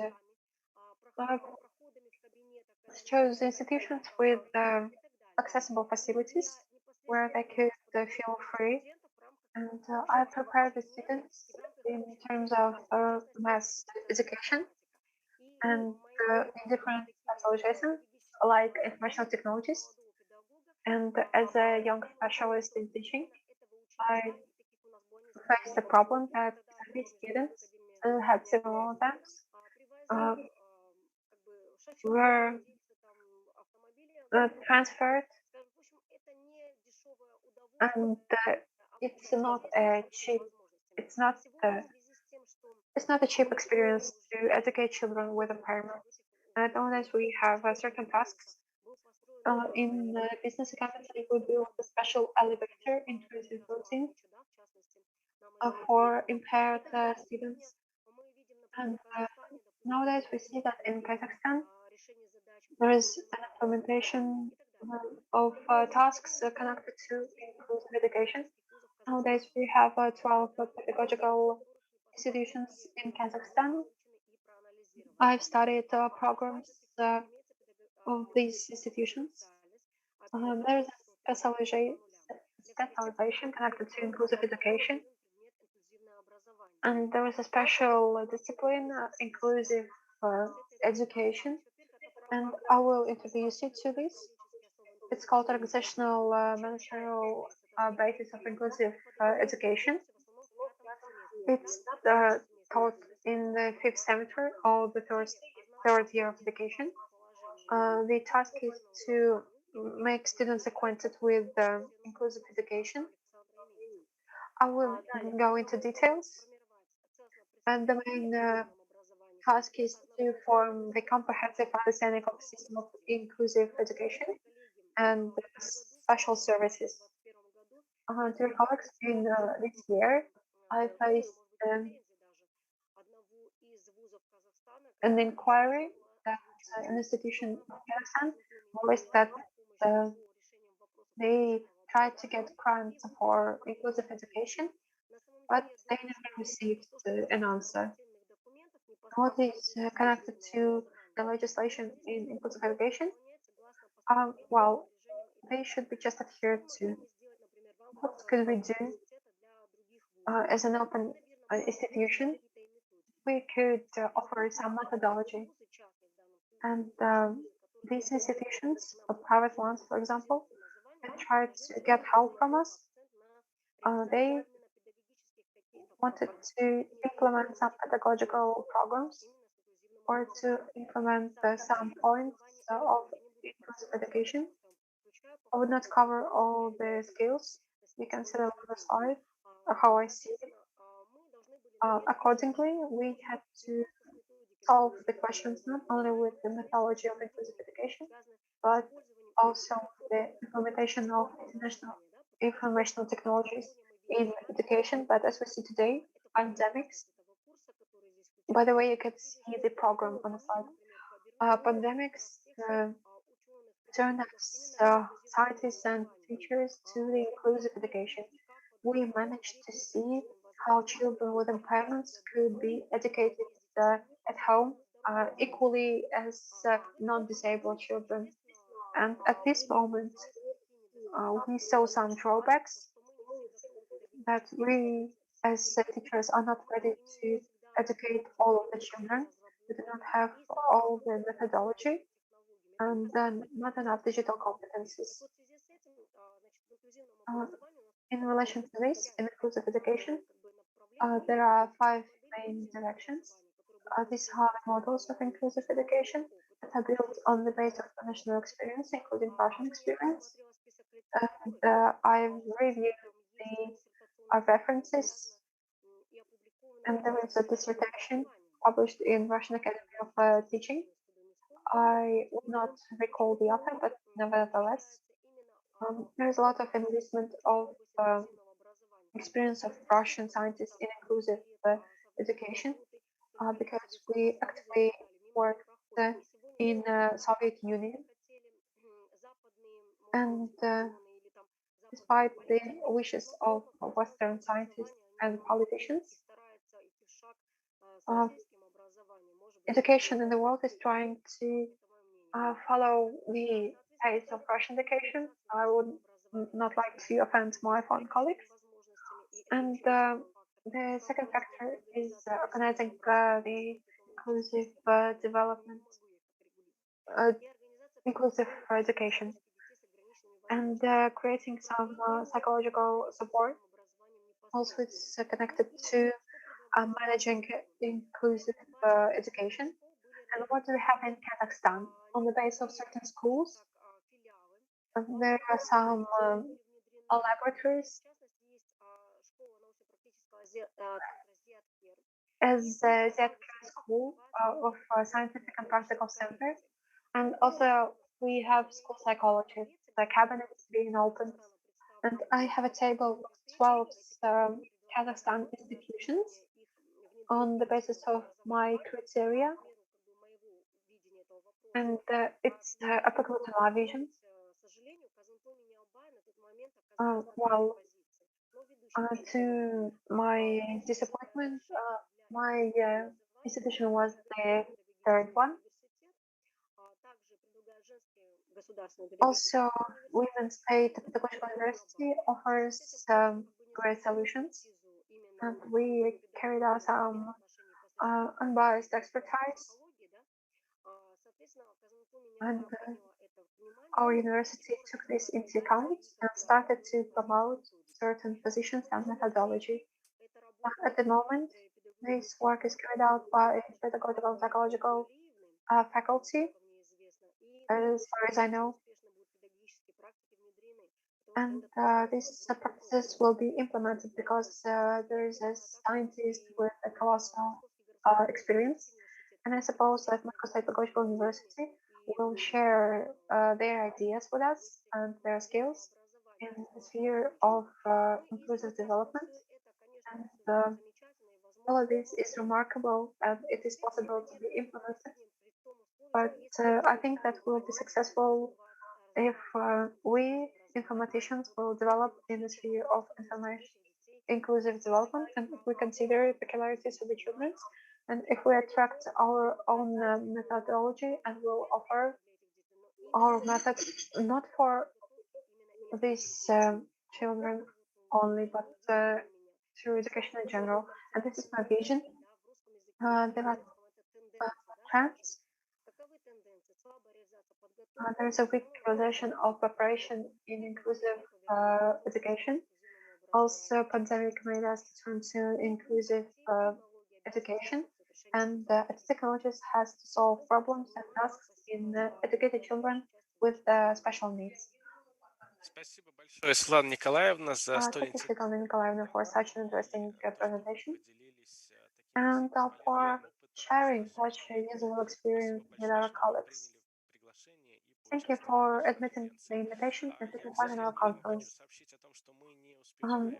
Unfortunately, we are out of time and we cannot present our report with Katerina Alexandrovna Kochetova. Я думаю, что данный доклад перейдет в раздел But I think that this report will move in the segment of standard reports. You can get acquainted with them on your own. And I would like to say that this topic in the fragment of our conference is not finished. We will continue the discussion during the masterclass and the lecture that will be from 3 o'clock And in the framework of lectures, digital inclusiveness. If you're interested, you can join us and we'll share the results of our research on the influence of video games and immersive technologies. And I hope to see you there. We will have the opportunity to discuss this topic. Thank you for participating. Thank you, dear speakers. We had a wide geography of speakers. We covered many risks and many topics. And these risks are surrounding us with the transition to distance learning and the difficult COVID era. Thank you very much. We're continuing our conference in the frame of other sections. Thank you very much.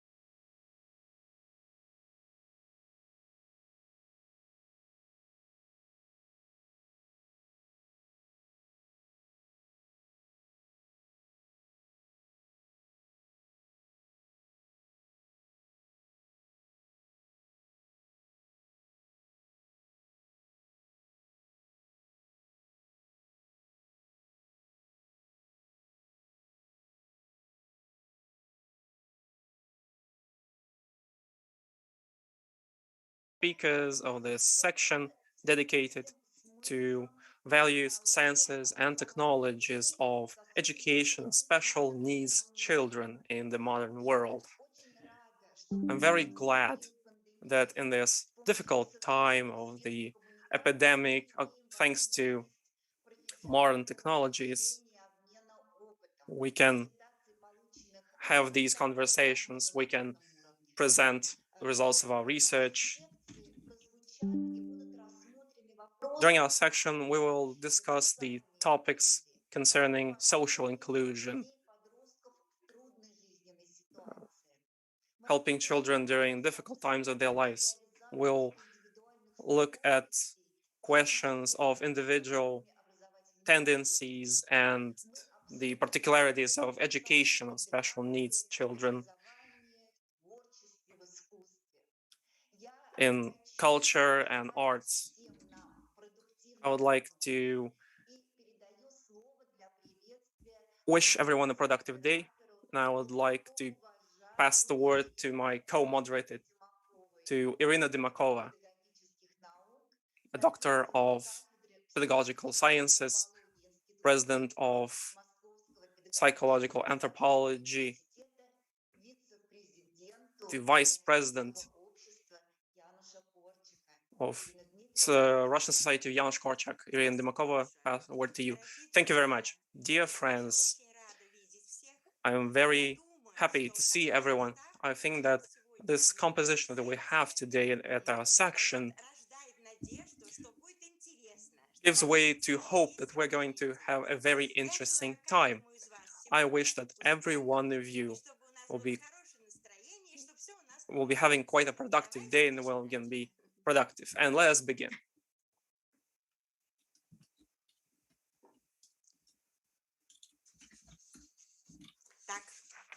So,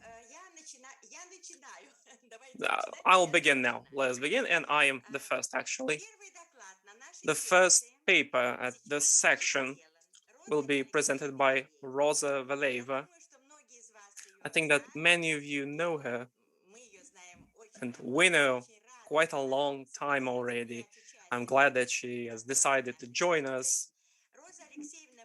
Rosa Valeva, a doctor of pedagogical sciences, a professor, head of the Department of Psychology of the Kazan Federal University, editor-in-chief of the magazine Education and Self-Fulfillment, president of the Russian Society Janusz Korczak. Her topic is, I can read it out loud, quite a teacher as facilitator of social integration and inclusion of children with different special educational needs. Word to you, Rosa Valeva. Good day, dear colleagues. I'm glad to see every one of you. I'm speaking from Kazan, and I would like to wish a productive day of work to our first international conference.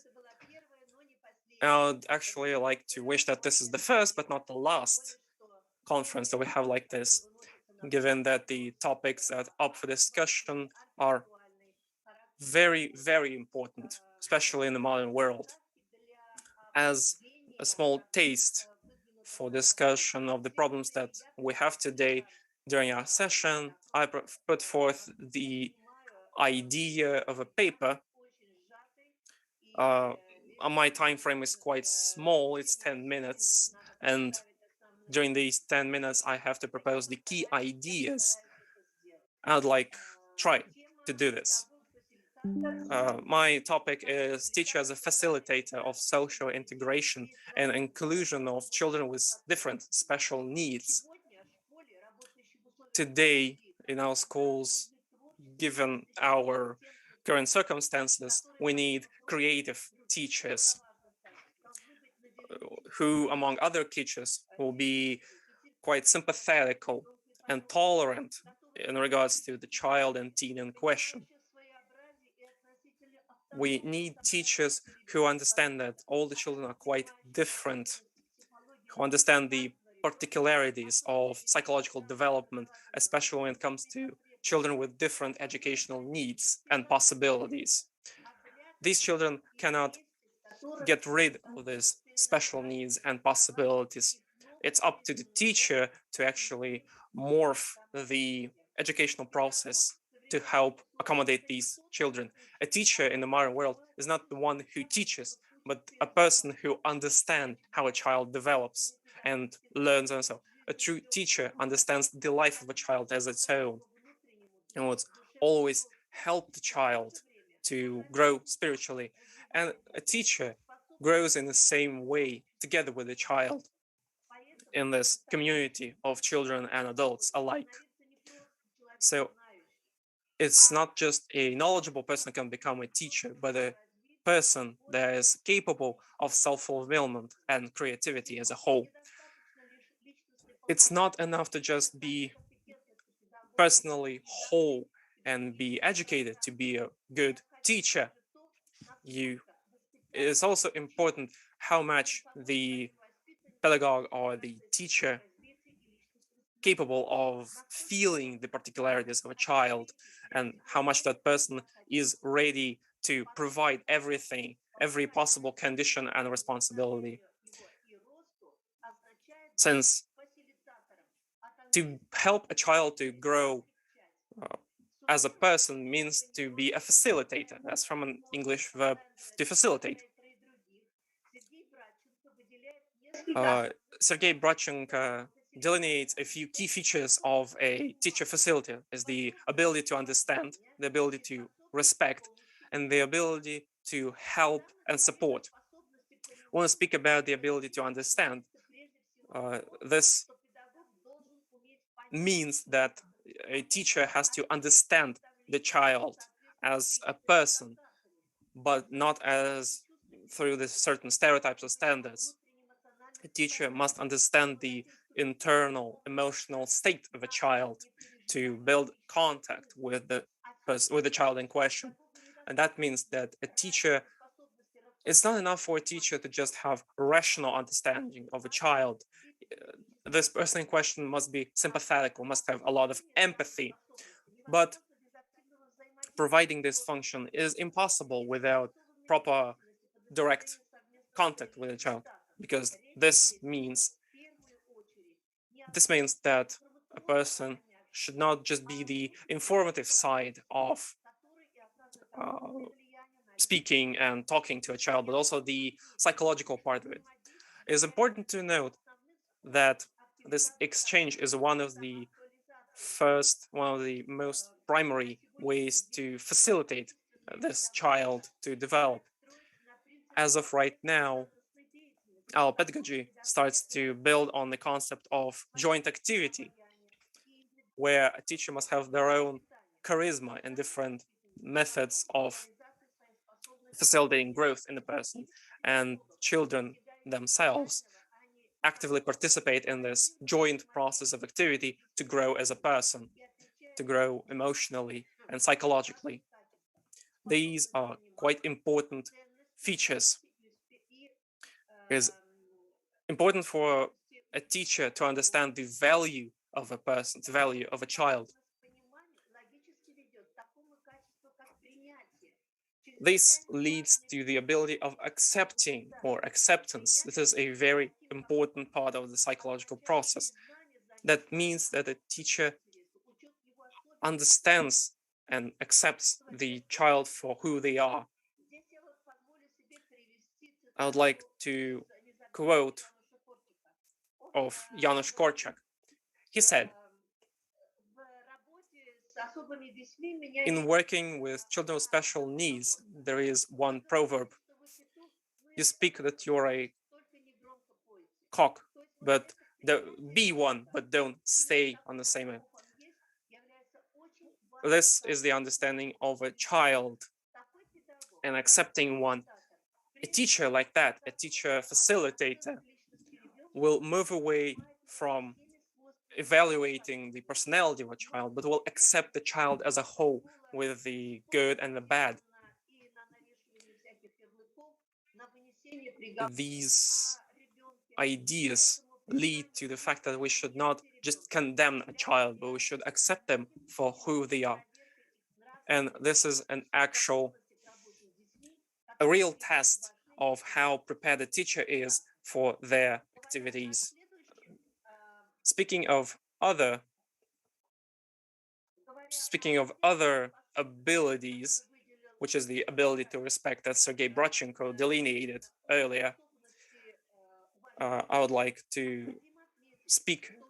That is quite important to note this ability to respect allows a teacher to see why the child in question is actually so valuable as a person. And also the ability to respect the fact that this child, no matter who they are and what certain difficulties they have, they are potentially equal to the teacher. And that leads to the idea of equal rights as well. So teachers and children also often come in contact with the problem of inequality between an adult and a child, because often people think that there's no way that a grown adult and a small child can be equal in rights, because it's just simply quite impossible for that to happen for those people, because the life experience is so much different when it comes to these two people.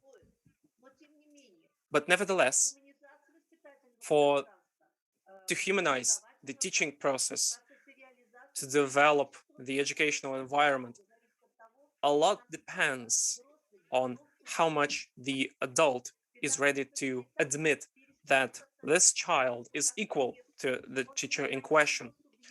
A facilitating teacher is ready to accept that, to admit that. A facilitator doesn't force the child to do anything, but is ready to help them. What concerns the third ability, the ability to help and support the child, Sergei Brochenko writes the following. This ability is one of the key aspects of human pedagogy. This means that this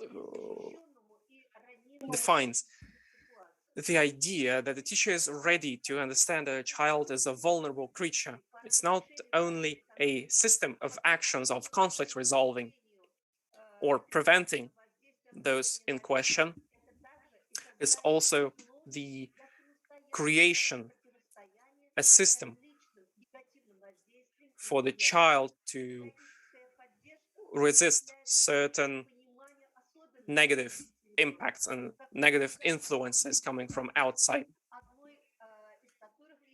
And it is very important to actually do that. This leads to the fact that a facilitating teacher has to realize certain needs of a child. Janusz Korczak writes that we do not the child, but for a few stereotypes. It means that we need to understand what an actual child is here and now, what this person, small person, actually is. And this leads us to the idea that a true facilitating teacher facilitates actually the growth of a child, be it psychological, sociological, or anything else. Pedagogical help and support doesn't mean that a teacher has to help a child grow in this greenhouse, but this activity of a teacher should be aimed at the fact that to create basically a child that is able to react to everything in the real world. As in the case of Janusz Korczak, his teachers came to him, his students came to Janusz Korczak and told him, Mr. Teacher, you prepared us for our life that was in this orphanage, but the life outside is dirty. We're not prepared for it. And then Janusz Korczak said the following was that actually define this particularity of facilitating activity. He said, I didn't create an oasis. I showed you can live differently. Or that Janusz Korczak and his orphanage had the idea that every child, and those were children with special needs, so that every child would study and learn to self-fulfill and strive for that. Many books, especially those translated by Russian society Janusz Korczak, are devoted to this idea. There are many books following the pupils of Janusz Korczak. Those are people that were taught self-fulfillment within the walls of the Janusz Korczak's orphanage. In essence, teacher activity doesn't mean that you have to give advice. It is the idea that you have to morph relationships in such a way that a child has ways to develop the ability to speak with other children. So, in essence, we're speaking about a cooperation between teacher and student. That means that teacher and the child have a common goal in mind. Both sides, both subjects of this teaching process are people, or persons, or personalities, and only secondary to that, they're an adult and a child. So this is why the personal qualities of a teacher are so important in this process, since their personality is at the forefront of this whole activity.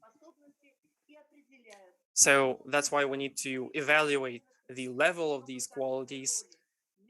But this noble role of a mission of a teacher, this person that is capable of creating helpful relationships, or as I've already said, a teacher facilitator that will be able to aid the integration and inclusion of special needs children to their maximum, to help the child in the process of their development. And the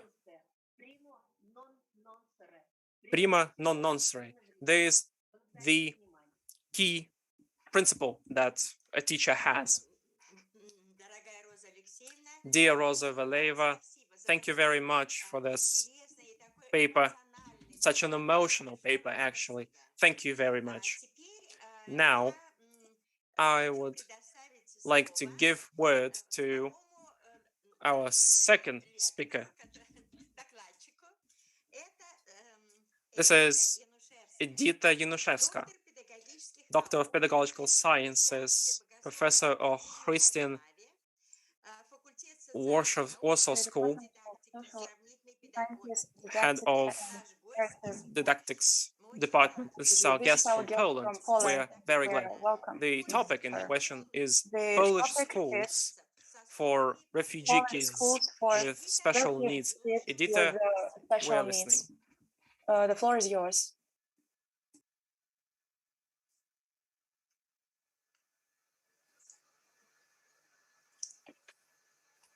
Наталья Викторовна, у нас все в порядке? Как у нас там? Эдита, микрофон включите, пожалуйста. Эдита, please. Hello, dear colleagues. Today I will be talking English. Say that I had a presentation, but unfortunately there were some technical problems, and unfortunately I couldn't upload my presentation. So so I don't have. Почему-то Эдита не смогла присоединить свою презентацию. Может быть, мы сможем ей помочь. Эдита, do you hear me? Sister couldn't connect her presentation. Maybe we can help her.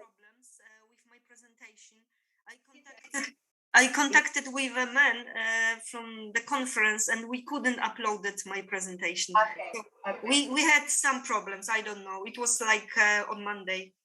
We contacted on Monday, but it was a problem, so I decided not to have a presentation today. But I already had, yeah. So yeah, today I will have a speech about refugee children and also immigrants' children in Polish schools. And I would like to say that all children that reside on Polish soil, regardless of their status, are subjected to obligatory schooling. And maybe I also add that this problem about immigrant children in schools are very important now, not only in Poland, but also in other countries, but also in Poland, as I mentioned, because probably you heard about the problem on the border, Polish-Belarus border with immigrants.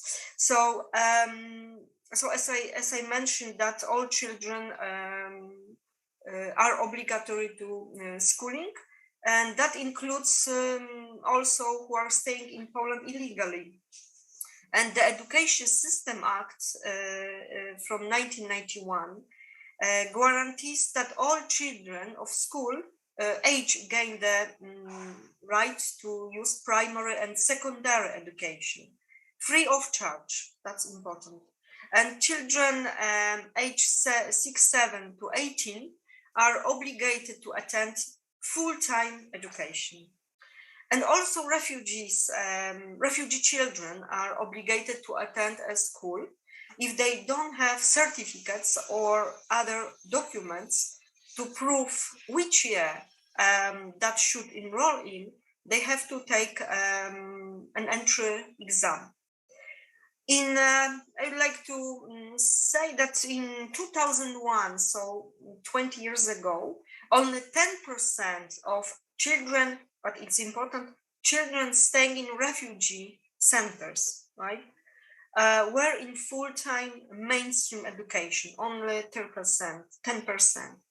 So in 2005, in all refugee centers, a survey was carried out to monitor whether children awaiting refugee status were able to execute their obligatory education. The report showed that only 52%, a little bit more, of all school age children attended full-time education. And in the last few years, the situation has improved. In September 2007, almost 96% of refugee children enrolled to primary and secondary schools. It is estimated that in the academic year 2013-2014, the number of foreign students attending Polish public and non-public preschools, primary and secondary schools were over 8,000.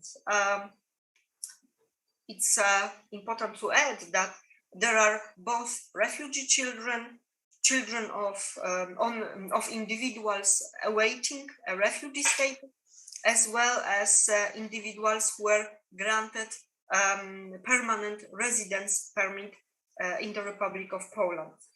And also a supplementary protection, tolerated residence permits, residence permit for humanitarian reasons, and temporary residence permit. Moreover, school provides education for children of seasonal employees, employees migrating from EU countries, national minorities, mainly Romani people, also repatriates and children from mixed marriages. As certain data show, approximately 1,000 foreign students learn in Warsaw in public and private schools. I would like to add that in the academic year 2018-2019, the number of foreign students attending Polish schools were 44,000.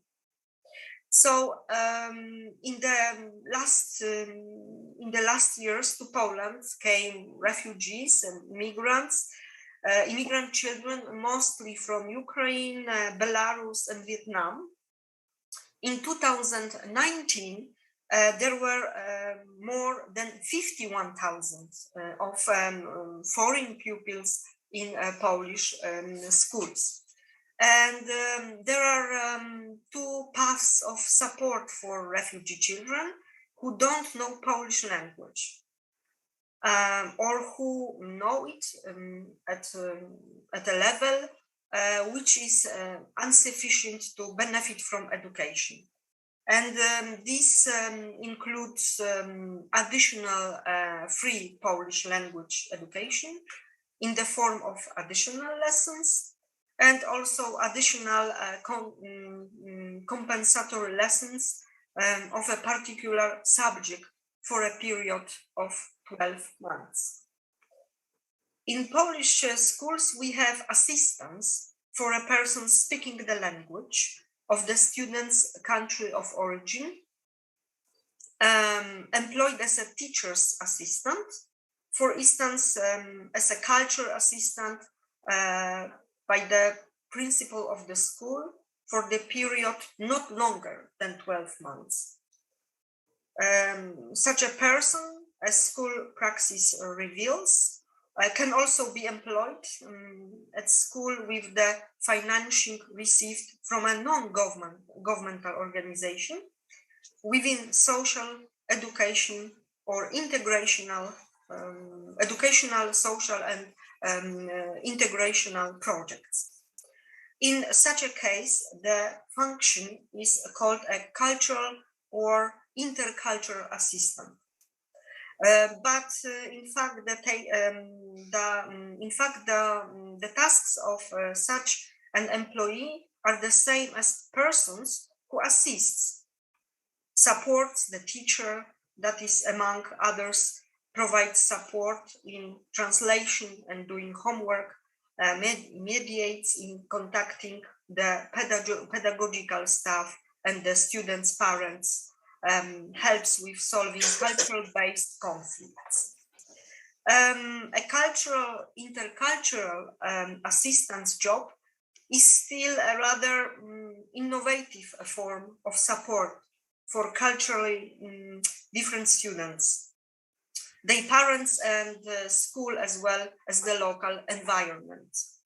So in Polish schools attended by students with a migrant background assistance, that is individuals who know the Polish language and the Polish reality, communicative person who are respected among the members of a particular group of foreigners seem necessary. So now I would like to tell you on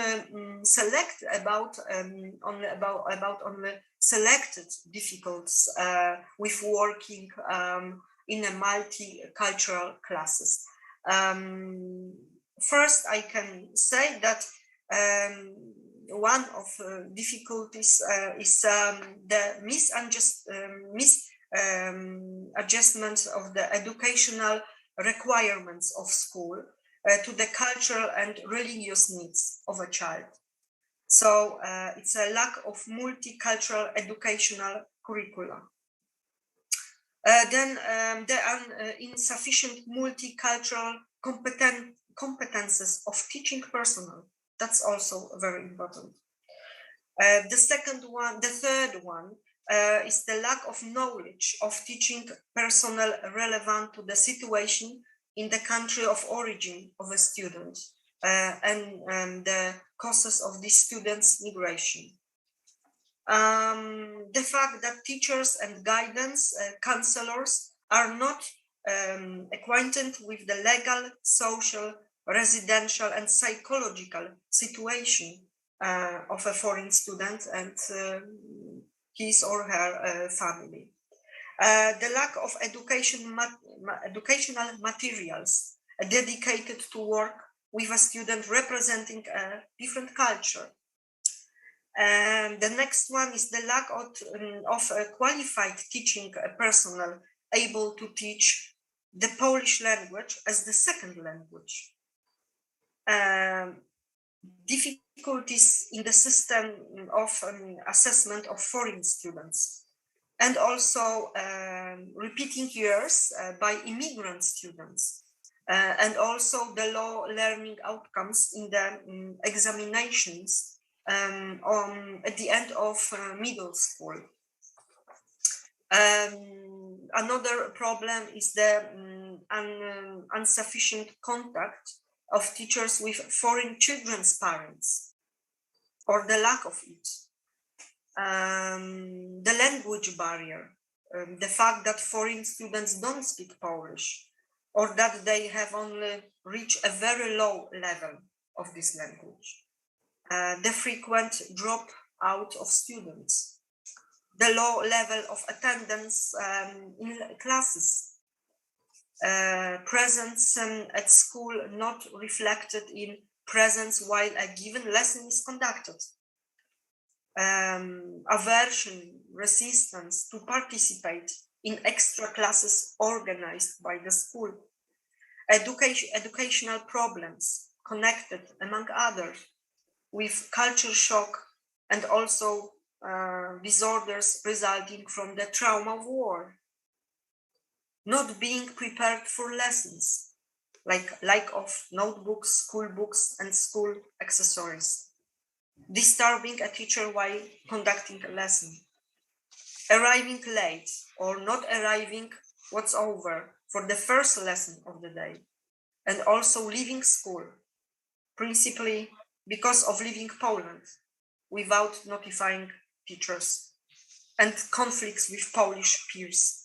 So, as you can see, there are problems connected with Polish system of education, with Polish teachers' lack of experiences with working with foreign students. And also some difficulties are connected with us students, but not students as people or student as a person, but also the situation of that student, that pupil. As I mentioned, the culture shock, the experience of war, the trauma war. So I mentioned only a few difficult situations in Polish schools, but of course it's not possible to say about everything during the 10 or 15 minutes. So maybe at the end, I would like to give a question. Will child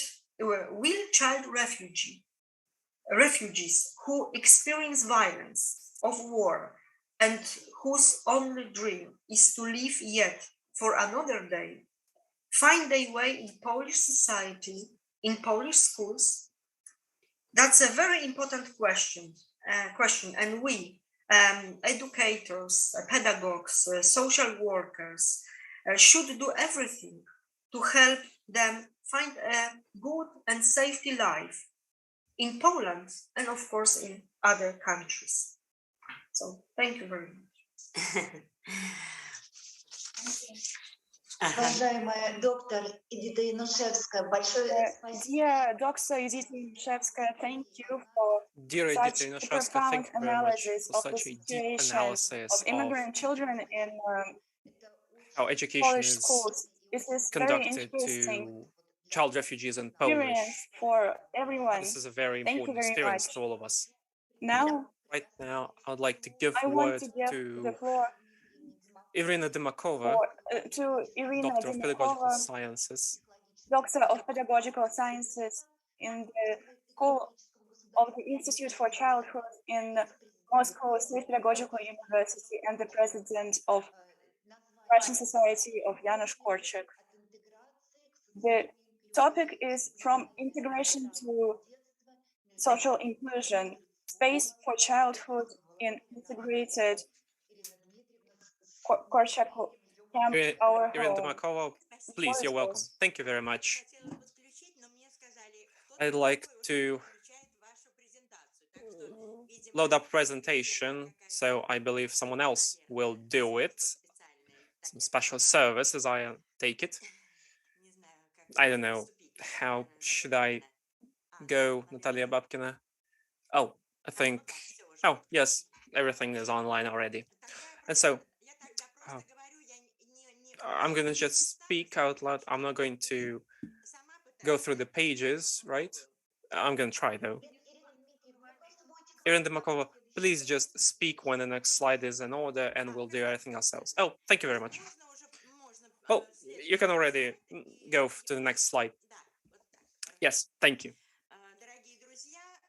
Dear friends, I think that today's conference devoted to quite serious topics and problems. But first of all, I'd like to say that at the basis of inclusive education, there is an ideology that excludes any discrimination of children.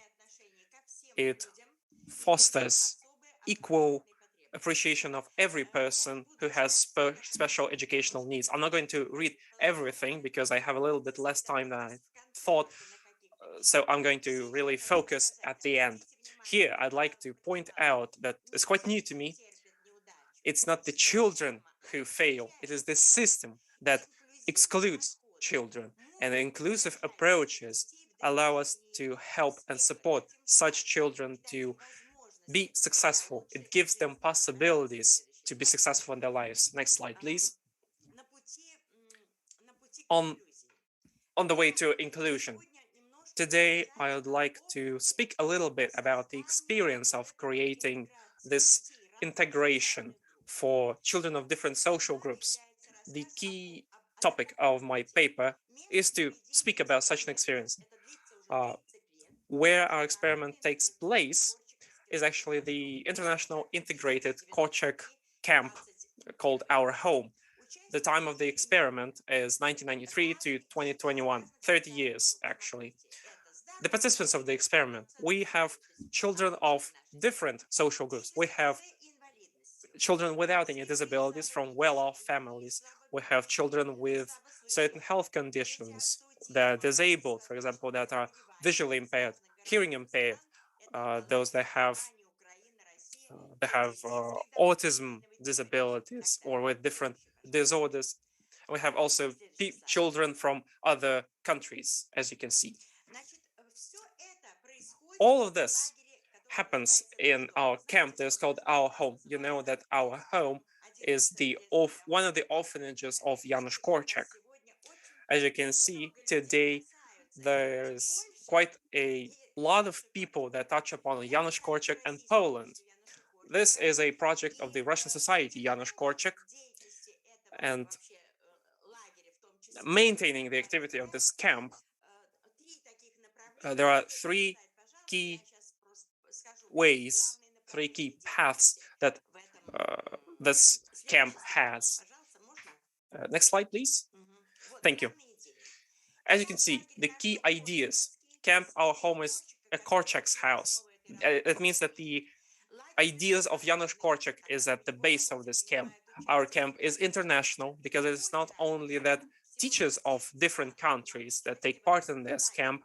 There are 9 countries in total in all these 30 years, but there are also children from different countries, special needs children, for example, from the Netherlands. These children receive new ideas, new experiences, and today there are people, there are singers, musicians, and of course our camp, Our Home, is integrated. Here we have a picture of a few of our kids. There are a lot of them. I would like simply to, I'm just going to keep going. So, going forward,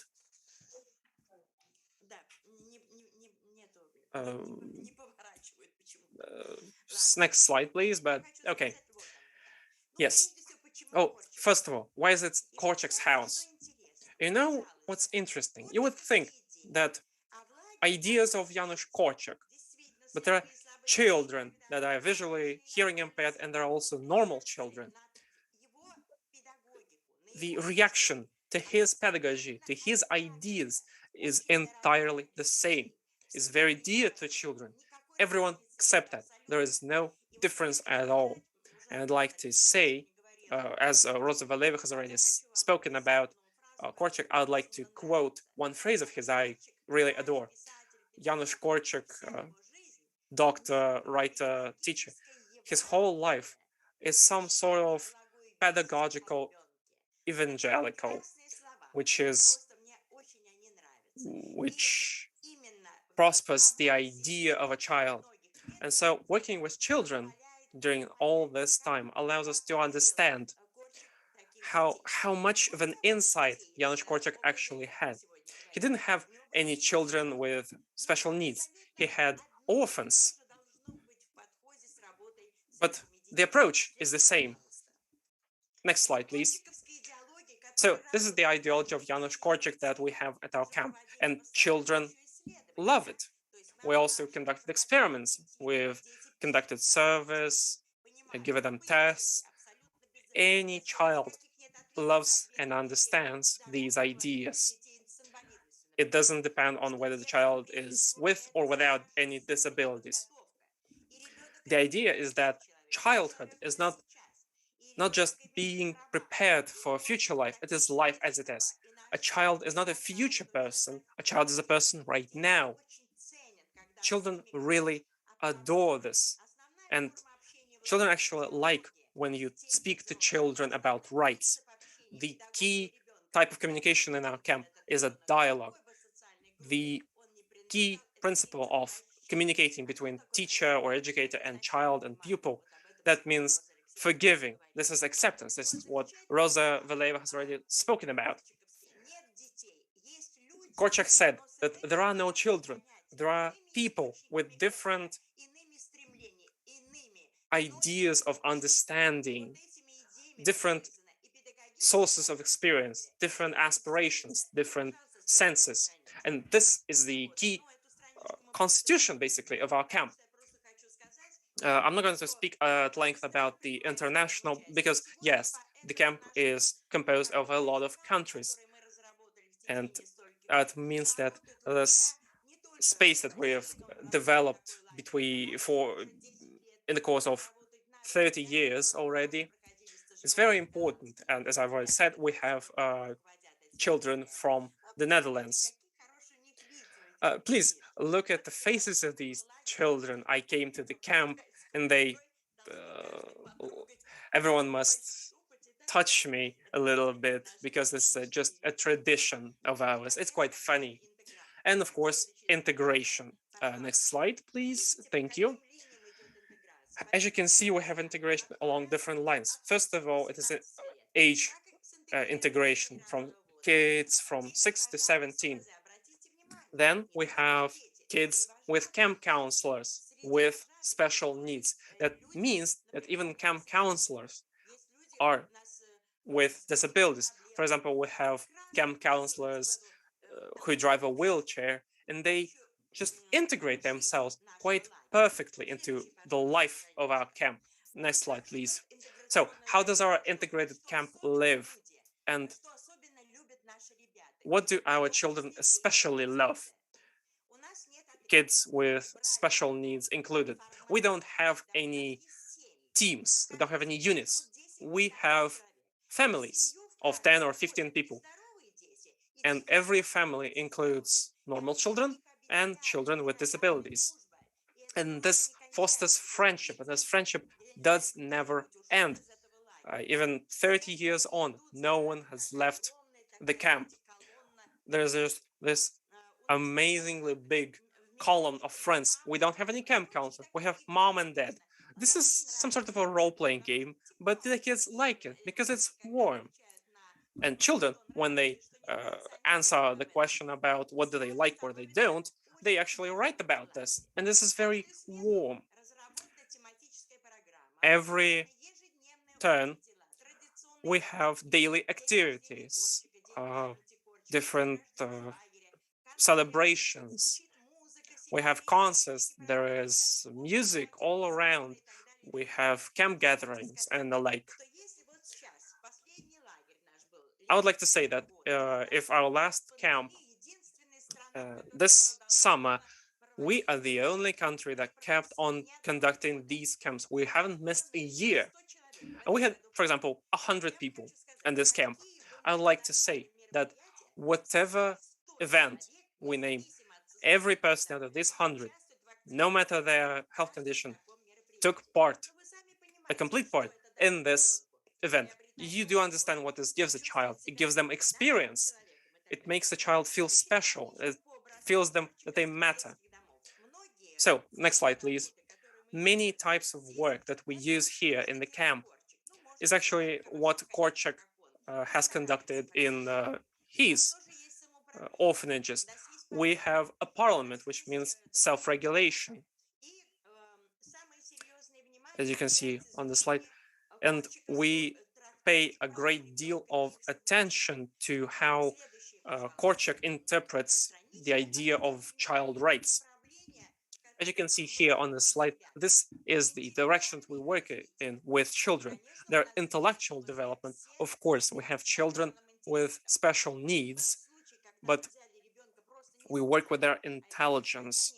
There were situations where we took a child and we saw that we have events too serious, but this child just lived with us for the time being. This is creative development, physical development. For example, what do we do in the camp?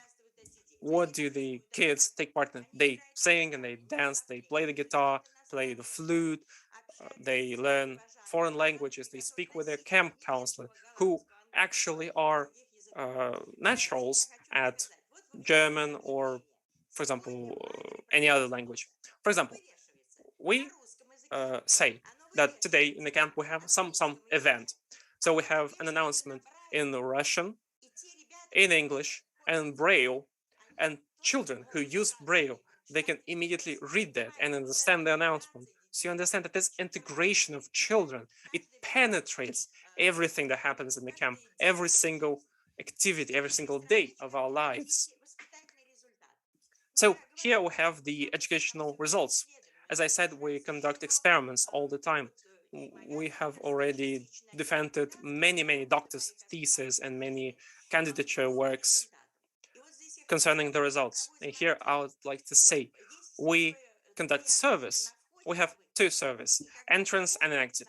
And when children enter, we would like to grade their expectations, their aspirations. What do they expect? What do they dream of? And then when they have an exit survey, we ask them what actually happened. We were interested in their feelings. And we surveyed children according to what they liked or not. We've received 76% of positive reviews. That includes children with special needs. Then next slide. What do children say about their life in the camp? This survey has showed us that children adore most of all the happy atmosphere of life in the camp, the warmth, the friendship, the care, the love.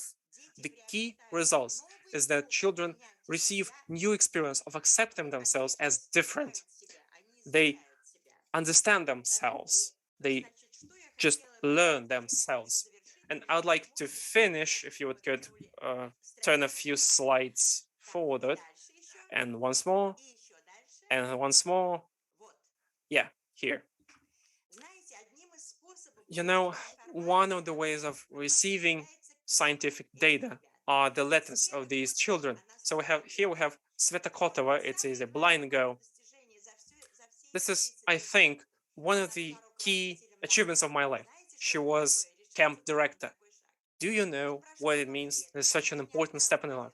Of course, she wasn't a single camp director. She wasn't alone. She was another girl that actually had eyesight. But this is from 2019. The camp was a very important part of my life throughout many years of my life. And even still, many of the most wonderful parts of my life that happen right now are connected to the camp. Camp saw the beginnings of my friendships, my first love. It is here that I understood I can be a person that matters. I can be useful. I found people, started liking them and being friends with them. I started to love myself for what I am. I went there as a teen. I liked the freedom, the amount of trust that I had from adults. I liked to be part of this big community. We had traditions and the like and the like. And here she writes, these words are what matters. From what comes to integration, I liked the idea that people didn't try to change us. They didn't try to teach us how to live in a society of children with eyesight, to do what they do. People accepted us for who we are. They supported us, helped us to take part in every event. They allowed us to express ourselves and even risk. I remember how we rode the bicycle. We jumped from a boat to sea. We went on hiking trips. And we could be mothers and fathers. No one asked us whether we could handle it or not. And we did it, and we handled it perfectly.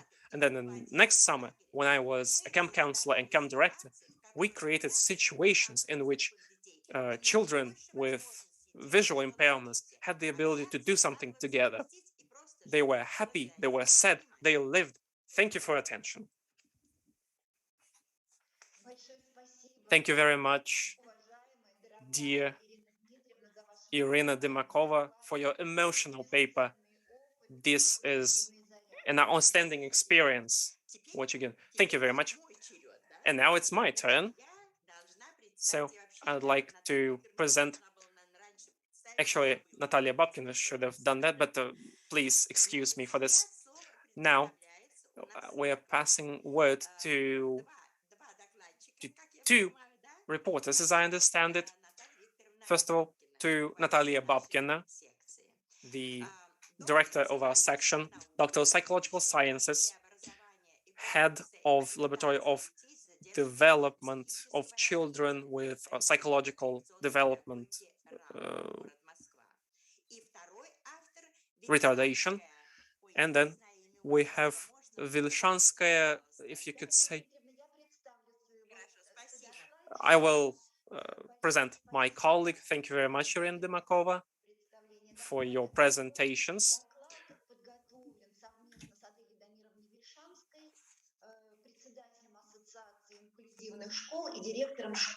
I made my report with Chansky Aderi, and it is dedicated to the models of psychological and pedagogical support for children with special needs and special educational needs. Dear colleagues, the modernization of the system of the Russian educational system responds to the global tendencies, which are the accessibility of quality education, maximum inclusion of children with special needs, with psychological and physical challenges into the community.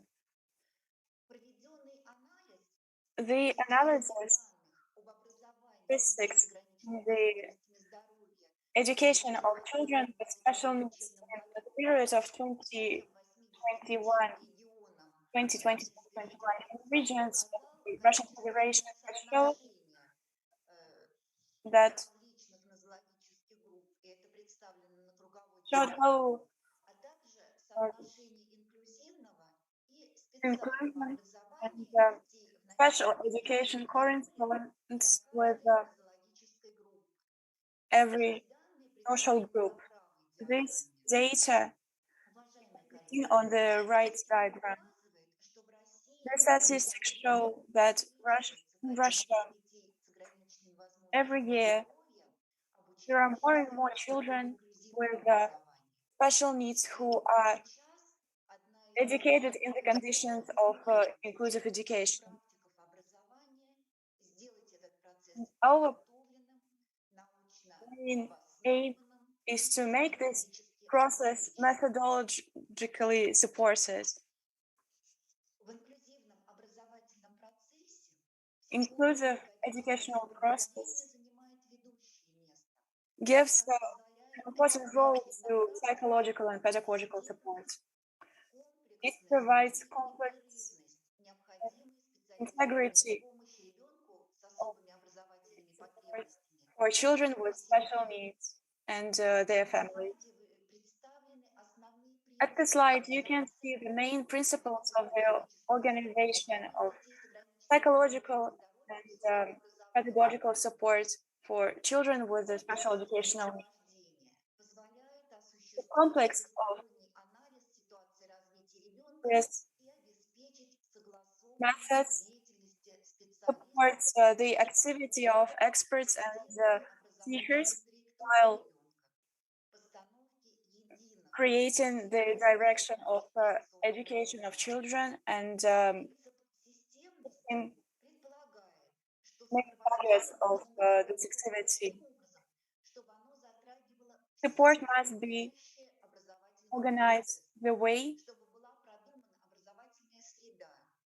to create the necessary environment to provide environment for special processes and creating individual approaches to children. We need to create systematical work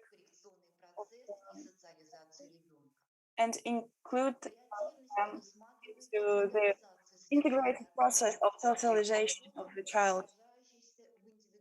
These principles are reflected in the programs of individual support for children with special needs.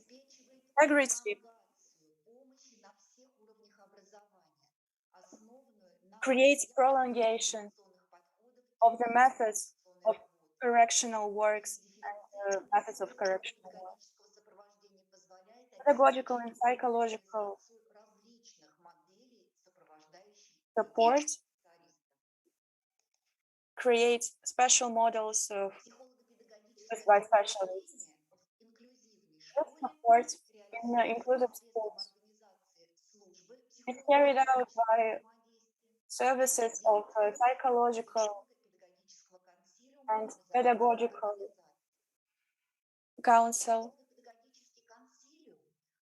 Psychological and pedagogical counselors characterize children and their special educational needs. They also fix the direction of individual development of a child. Their main purpose is to create special environments for education, special educational processes, and special disciplines. Different models of organization of pedagogical processes can be different. Along with general methods of psychological and pedagogical support, we can name other ways to support children with special educational needs, and I wanted to talk in detail about them. Model of educational and social inclusion, where child is educated in the joint class with special methods. In this case, we welcome tutor support for children with special needs. For example, for children with autism or with mental development delays. These methods help to include children into the educational processes, make them successful.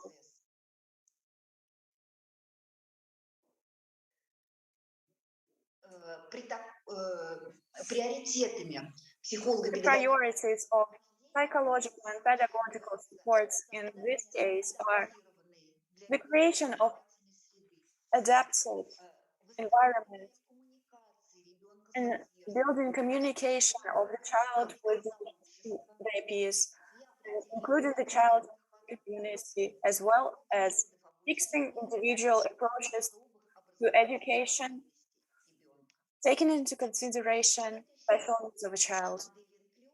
Next model of inclusion is partial educational and full social model, inclusive model. This case, a child is educated in a joint class with his peers, but for some time, some period of time. Sorry, my slide warning thing. But if the child had difficulties in studying, they change classes and study with special needs specialists. This method suits children with special educational needs and helps to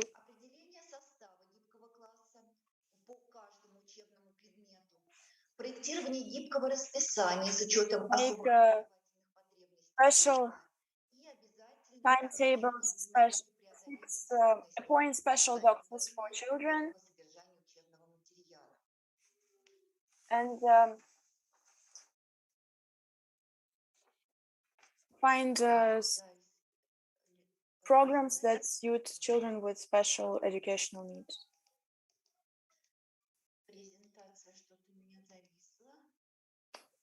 Slides are not changing, sorry. Next method, next model.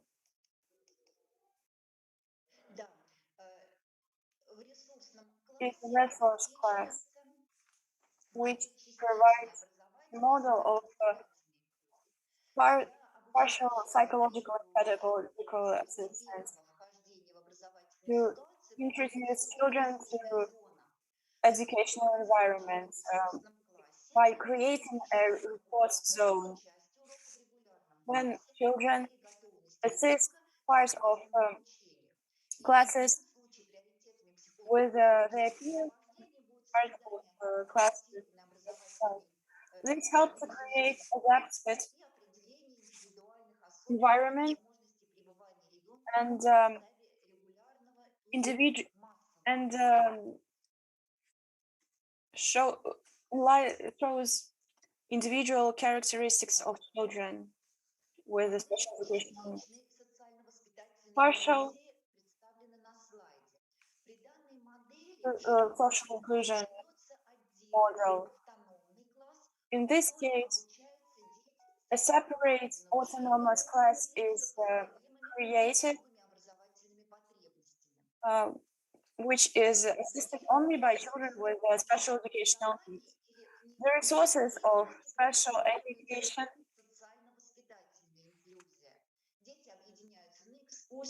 grants social inclusion. Children participate in school events, creative projects, and other activities. Dear colleagues, in the Institute of Education for Persons with Children with Special Needs, we have a program for school children with mental development delays. This is the majority group of classes with children with special needs. психологического сопровождения детей с задержкой The психического развития content of the education of children special needs in the inclusive environment is dependent on this plan. There are three types of mental development of children with a special needs.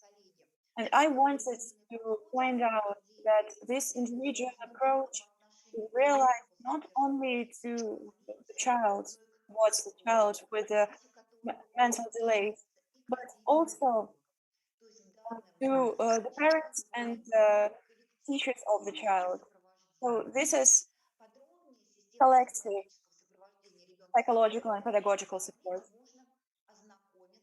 You can get acquainted with this approach in my monography.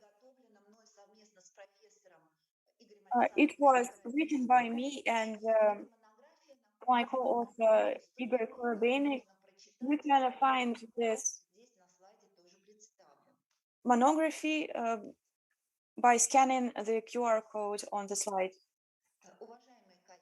Dear colleagues, in conclusion, I wanted to tell you about the vectors of pedagogical and psychological support of inclusive practice. Firstly, it's organization of pedagogical and psychological consilium. It is important to see it as a mechanism to solve problems, to help work experts, but not to help in bureaucratic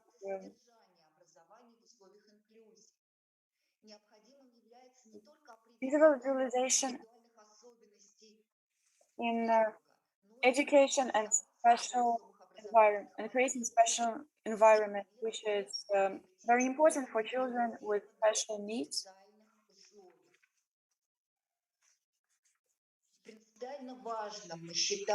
Very important to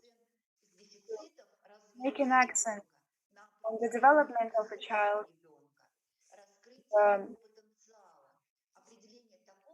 discovering their potential, their educational potential, which can help in development abilities of a child and creates possibilities of self-expression and being successful. The support is prolonged to all stages of education. Another important thing is to personalize the education and make personal navigation. Right? This is our principal position to provide, create a way to support children from early stages of education up to higher education. Dear colleagues, I wanted to thank you for your attention and continue talking on this topic.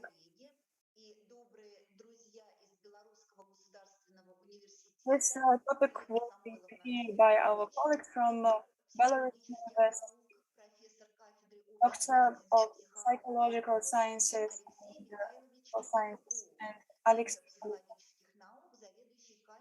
Doctor of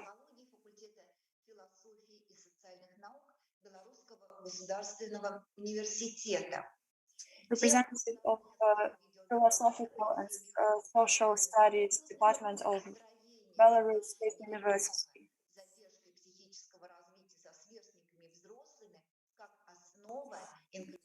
As a basis for inclusive education. Now we're going to wait the video report.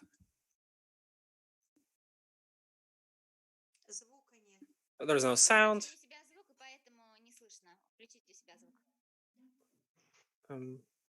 Some technical difficulties, please.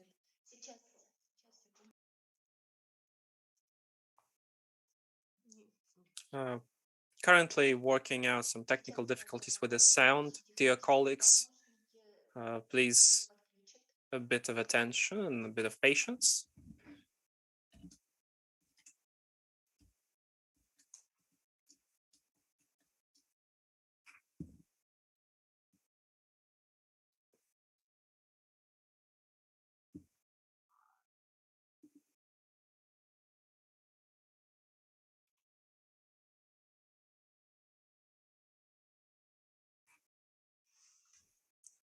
Что там такое? So, what is going on?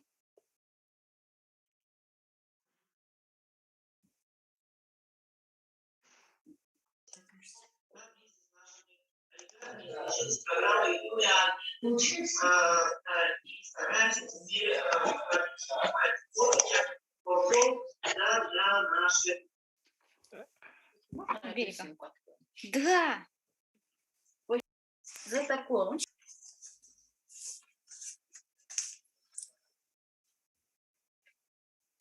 Просто тот, кто включает видео, должен у себя оставить включенный тоже звук. Как только он закрывает у себя аудио, сразу же у всех не будет слышно. Тот, кто запускает по себе... Still working out the technical difficulties. На платформе. Не ставит галочку. The event organizers are asking for your patience. Just a minute. Здравствуйте, уважаемые коллеги. Good day, dear colleagues. We welcome the participants of the conference. As workers of the Department of Psychology of the Belarusian State University, we're going to give you a paper on building relationships of a child with delayed psychological development with their peers as a basis for inclusive education. This is the joint report. This is the Professor Elena Samoilovna Slepovich and me, Alexei Polyakov. We would like to start with the idea that the problem of social relationships and social interaction of children and teens with delayed psychological development is an integral part of inclusive education. As a matter of fact, there are a few aspects to this. Well, first of all, social relationships and interactions of children with delayed psychological development, well, as it goes with any normal child, are in the foundation of development of higher psychological functions. This is a thesis of Lev Vygotsky, that any higher psychological function used to be at one point or other to be a social relationship between a child and other people. In regards to this, seeing how interaction is being built with this child, the forming of higher psychological functions will actually change. That means cognitive functions. The other perspective of this problem is linked to the idea that actually social relationships and interactions are, in essence, the quintessence of inclusive education, since the key idea of inclusive education is to aid the child to build relationships with other people, and that is impossible to basically avoid. You can't just focus on the development of operational part of this idea of psyche and the activity of a child.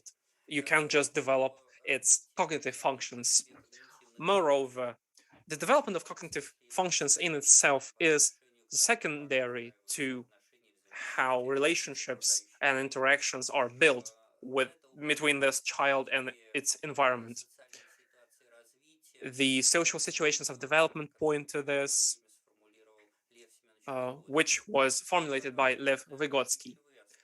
And these, I think, are the key aspects when it comes to the problem of actually conducting this research.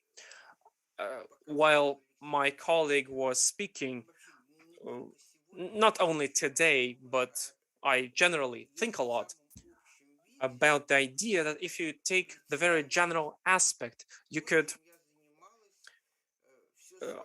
define what I've been doing during all my time in special psychology. And if you have this as a whole image, as one image, I think there are two key lines that you can really draw, which are very quite interconnected between each other. First, the first line is the line of subjectivity. I am alive, others are also alive.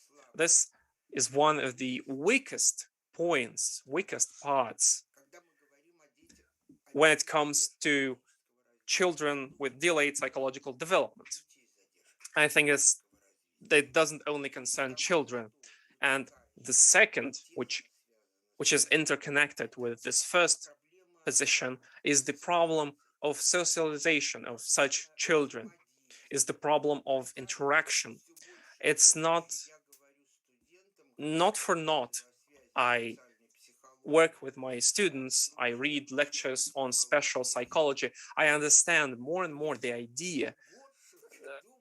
It just saddens me to think how little attention is paid to special psychology in psychology as a whole, and how much that narrows down the possibilities of special psychology. Moreover, I think that the realization of ideas of inclusion, especially when it comes to as a whole scientific construct, it is basically impossible without the idea of social psychology in all of this.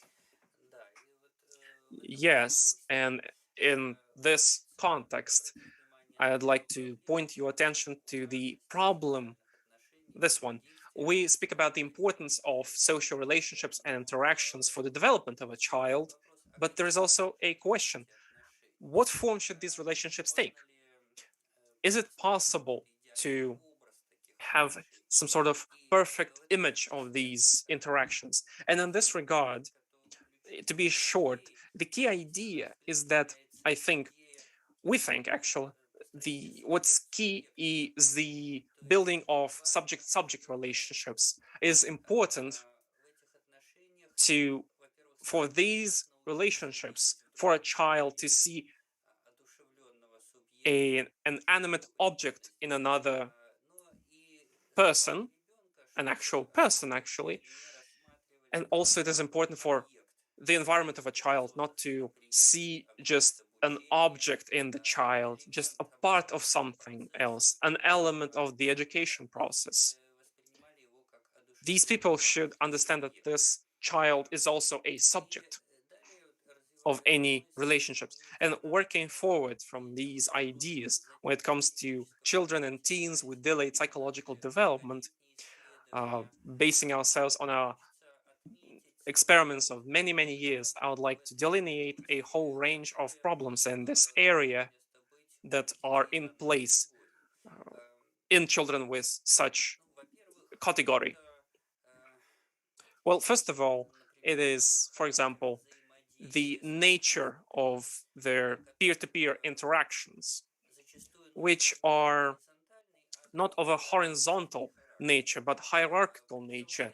And these are hierarchical relationships based on domination and submission. We've seen these at preschoolers, for example, during their playing activities, and younger school children, and in teens. The second part of this problem, which concerns the problem of social interaction in children with delayed psychological development, concerns the negative perception of interaction with peers. As a rule, preschoolers, school children alike, they avoid interactions with each other or are aggressive towards each other, try to distance themselves from each other. And again, this key problem It is a key motive from each age group that we've worked with, be it preschoolers or late teens, which is quite a stable problem, makes it a stable problem. I would like to aid. I remembered very old research that was conducted more than 25 years ago. What the researchers did, they took the valuability. I was actually amazed by this notion, which was introduced to age psychology by Nepomniachtchi. It's the idea of valuability. And this valuability, whether you want it or not, you have to analyze the valuability, and it comes to subjectivity. That's me adding on to the idea. And this valuability was conducted under my supervision. 4 students had diplomas on this idea, starting with preschool age and ending with late teens, which is what Alexei Polyakov said. He wrote a thesis, you can't really say on children, but this research was conducted on teens at the late stages of development with delayed psychological development, and all the key particularities of this valuability, be it in preschoolers and late teens, they were identical. It's just something frozen in a cast, frozen in time. This valuability of habitual, everyday functioning. There is no valuability of interactions with people, a complete lack of this. There is not only the lack of valuability of understanding of the outside world, of the environment, but also no valuability of people-to-people interaction. This never changes. And there's another idea I'd like to say. Whatever is being conducted under my guidance, be it moral regulation of conduct in children with delayed psychological development, be it the particularities of interactions, be it the particularities of speaking or play activities. The moment you start analyzing the empirical data that you've received, the same moment you get the word subjectivity. Moreover, even when I conduct research on children during our lab classes for my students, just 5-10 minutes, and there it is in giant letters in bold, subjectivity. Just like you take a child and the child is inanimate, and then immediately just turns on this clearly seen things. Basically, a child could say, you're all inanimate for this child. I'd like to take this idea upon, because I have a wonderful illustration of this for my doctor's thesis. It was, well, on one hand, it's an empirical fact. On the other, I think there's some symbolic nature to this, which illustrates the particularities of these children. One of the tasks was for the children to draw the content of a fairy tale. And you have children without any delays in development. They wrote these characters animate. They had eyes, they had mouth, they had smiles and whatnot, even if the objects themselves are inanimate. School children with delays in psychological development drew mostly no faces. No characters had any faces. I think this is a quite clear and very actually visual representation. It is quite problematic. This is problematic for the productivity, for the efficiency for such interaction between people. Something is already experimentally proven. So I'd like to say that this interaction is not developmental, it is actually inhibitory to all of this. And this brings us to the need to have special corrective work which would aim to form and develop social interactions, social relationships, which will strive to help the child see the subjectivity of his neighbor, basically, and to see its own subjectivity, to express the child's ideas, states, feelings, and to understand the other person as a subject. And if I were to follow up on this from Alexei Polyakov, this point in corrective work, that is the key core of the whole corrective work. Everything else is built upon this. Well, if we were to use a metaphor here to juxtapose the Vygotsky's words, this is the core idea. This is the core of the whole corrective work, of corrective interaction. Whatever you do, it should be oriented and should aim at this core that we have here. Yes. And in conclusion, we would like to delineate the possible trajectory of such corrective work, the possible method to do this. The idea is you can't work directly with this. You can't directly force a child to form social relationships and social interactions. We can only work indirectly. And a fantastic tool in this, in forming and correcting social relationships and interactions, we think, is the symbolical forms. As an example, I could cite, for example, the symbolical actions of children in the process of role-playing game, or using drawings, pictures, different creative symbols, be it music, cartoons, movies, different stories, life stories that you could work with and teach the child with aid of these tools, that teach the child to see the subjective reality, his name, and also express themselves. The child can express themselves thanks to this. There's one more topic here. In general, if you take part in the life of these children, this life, it is very beneficial to have a lot of symbols in it, have it symbolical. For example, a celebration as a symbol, a tradition as a symbol, creating the environment is very, very symbolic. If you excuse me, a gift as a symbol.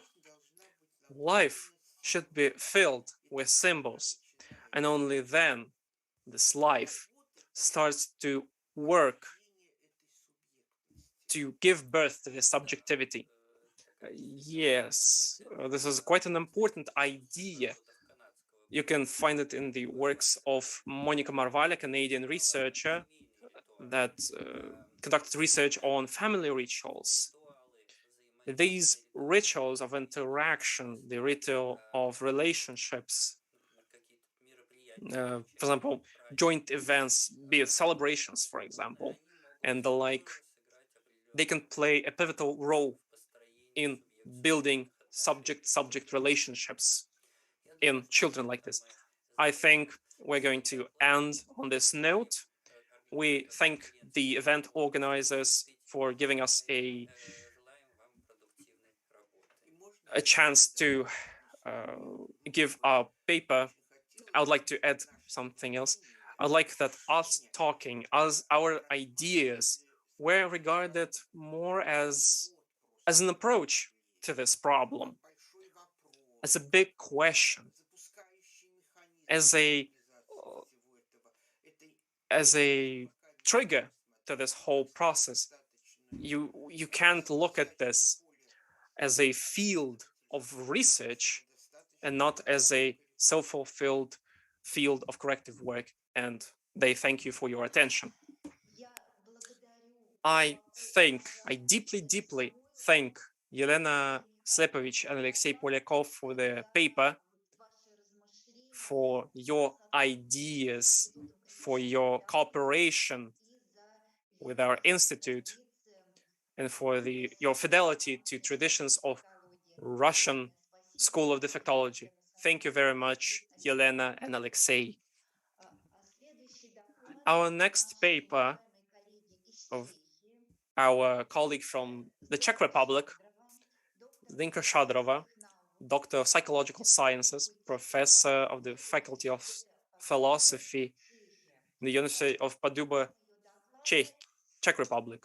The theme of her report, the system of aiding students with different health We will be talking conditions. about the support system for students with special needs in the universities of Czech Republic.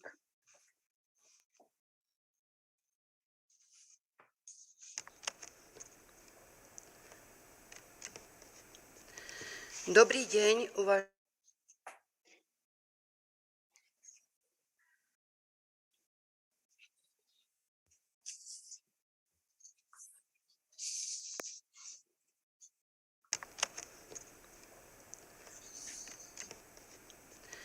Dobrý deň, uvažají Host of the conference, experts, colleagues, and guests.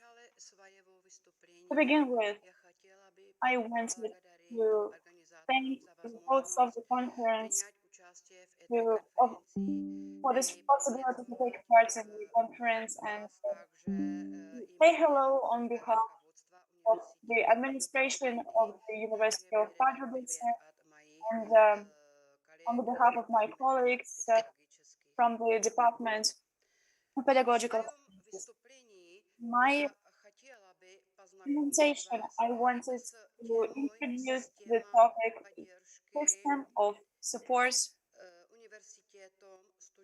for students with special needs in Czech universities.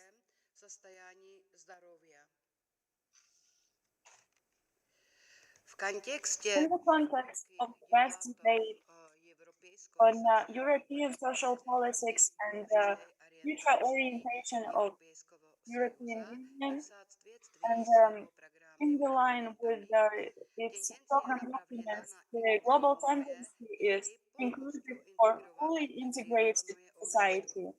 The idea of inclusive society can be received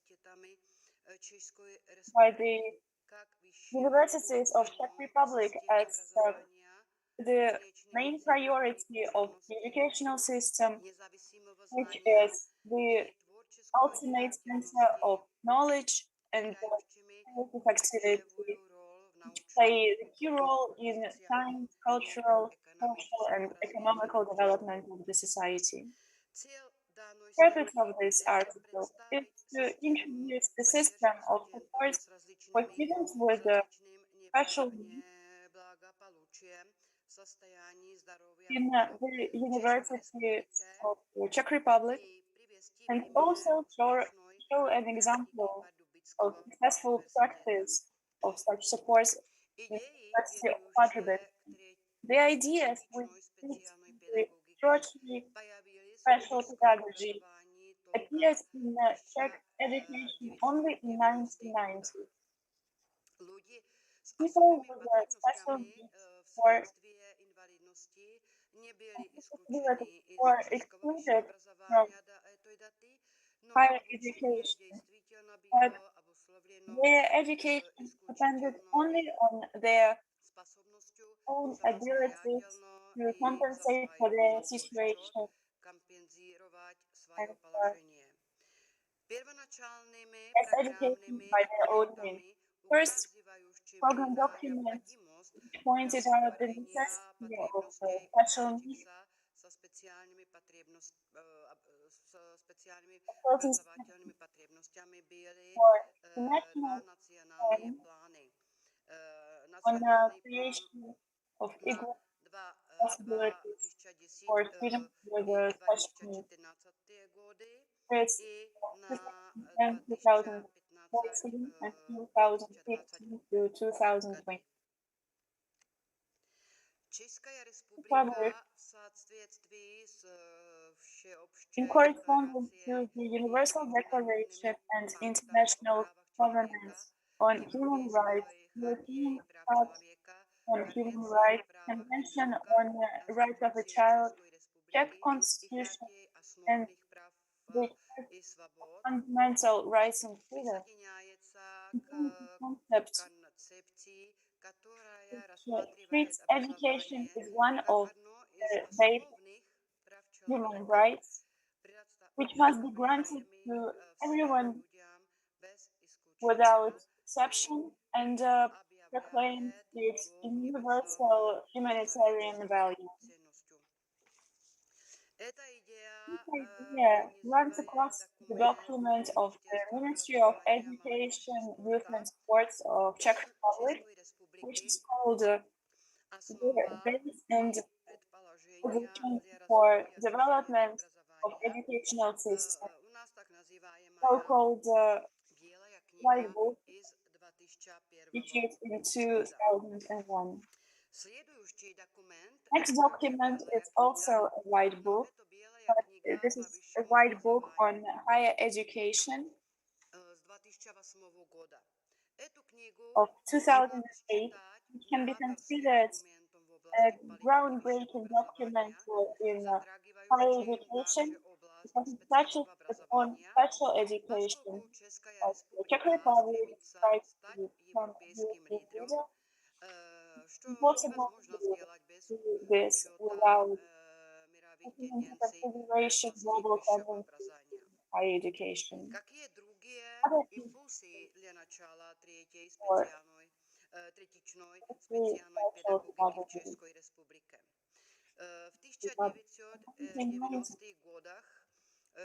Czech universities started using European financing for renovation, their buildings and implementing programs. Also carried out researches in the spheres of education and special education, and directed extra financing to training for teachers of the special needs, and created first into university. Following their example, centers of pedagogical and psychological consulting became expanded in the universities, which led to the foundation of Association College Council. Development of service centers for providers of technical services for special needs. For example, in Czech Technical University in Prague, in Masaryk University in Brno, University in Olomouc, and University of Prague.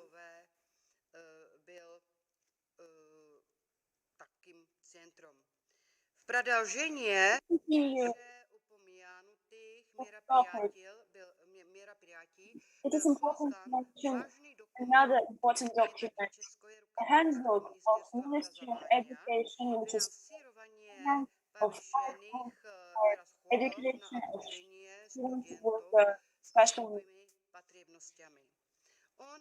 Has been issued annually since 2011. In connection to this,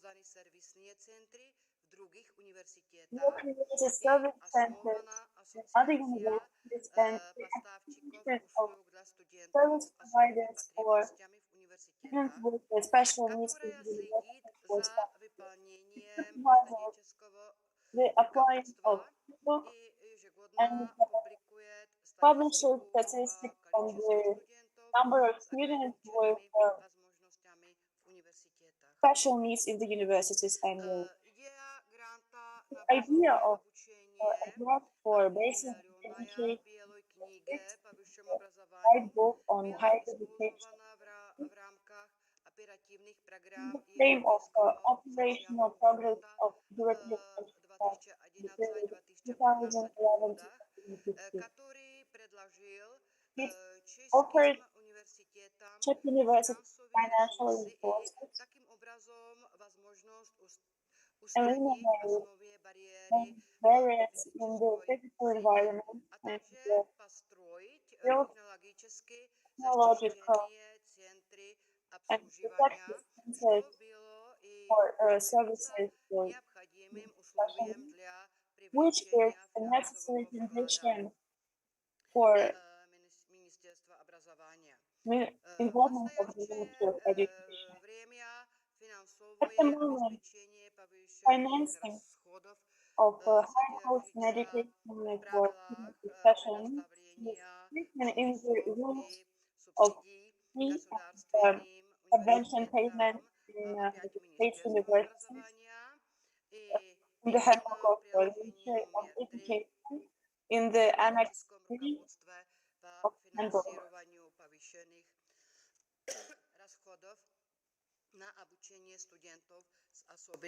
On financing higher costs on education for special needs.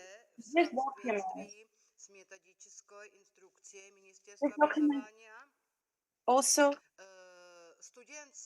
gives a definition of a student with special needs. This is a student, impaired student, partially or fully impaired student. Hearing impaired student, vocal language user, or sign language user, physically challenged student with the disabilities of lower limbs or upper limbs. Next, this is a student with a specific educational student with autism and other impairments. Now, I wanted to tell you about example of our practice of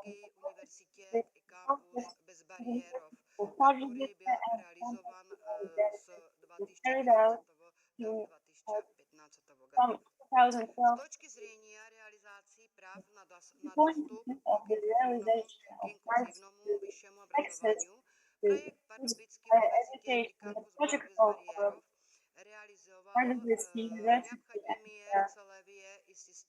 campus without barriers realize all the stages, all the necessary environment for students with special needs. During 4 years of the project, the university benefited from quality services and conditions in human resources, pedagogical, economical, and technical spheres. Its supports included the foundation of the Center of Academic Consulting of Quadruple and the Office for Servicing Students with Special Needs. During the period of 2011 to 2021, experiencing a positive dynamic in the university. Conditions providing special services and years of human resources, pedagogical, economical, and technical expansion and better quality of services provided by the University of Pardubice in this was special one of the main priorities of the university.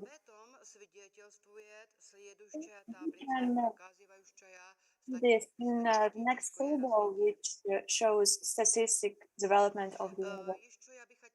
I also wanted to say that the University of Pardubice is a small university.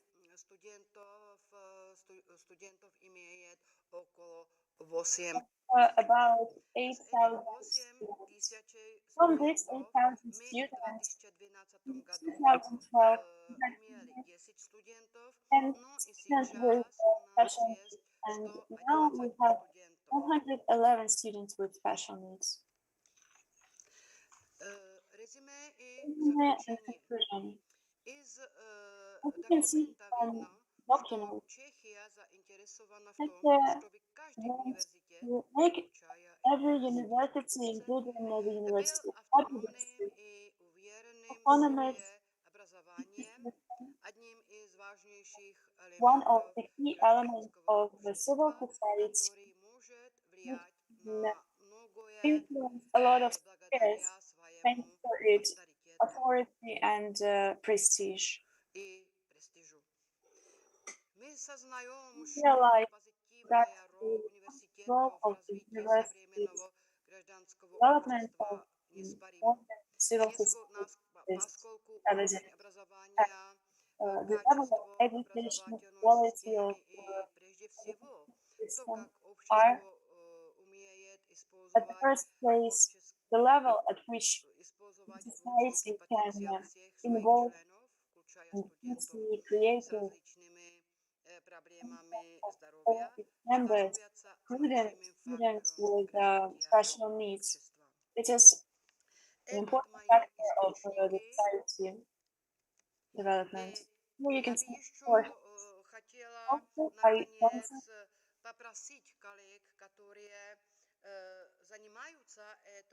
ask my colleagues who are interested in this question to connect with me. I'm working on international and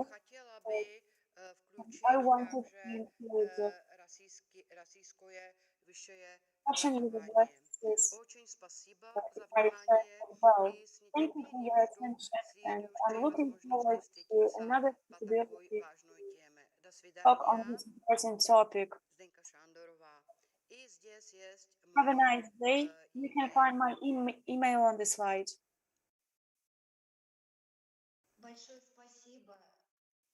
Доктор Зденко Шандерова, Dr. Zdenka Shandorova, for telling us about the experience of your university and the invitation to take part in this research. We will gladly take part in it.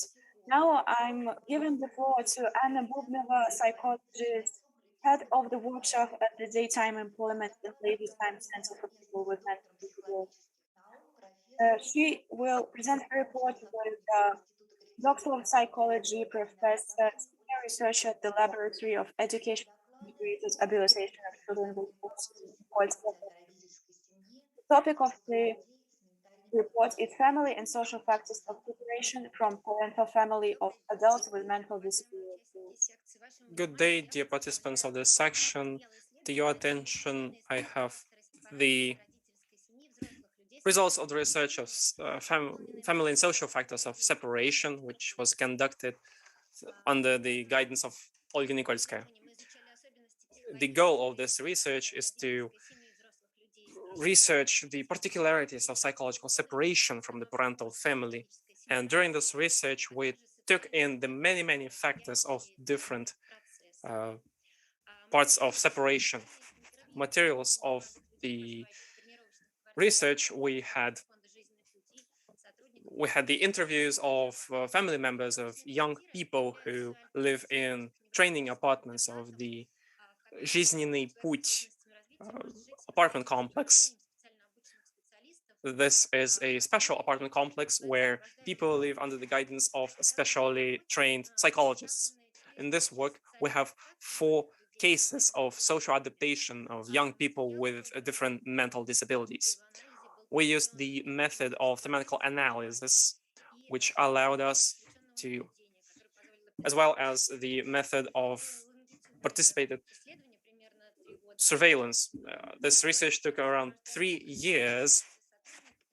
It was quite a longitude research. This allowed me to concretize the cases. The process of independent living and habitation. This means the separation of test subjects from their families. This has 3 groups of people. This is why we had 3 parts. The interview, we had the interview, the parents, and many other parts. This slide, you can see the example of thematic networks.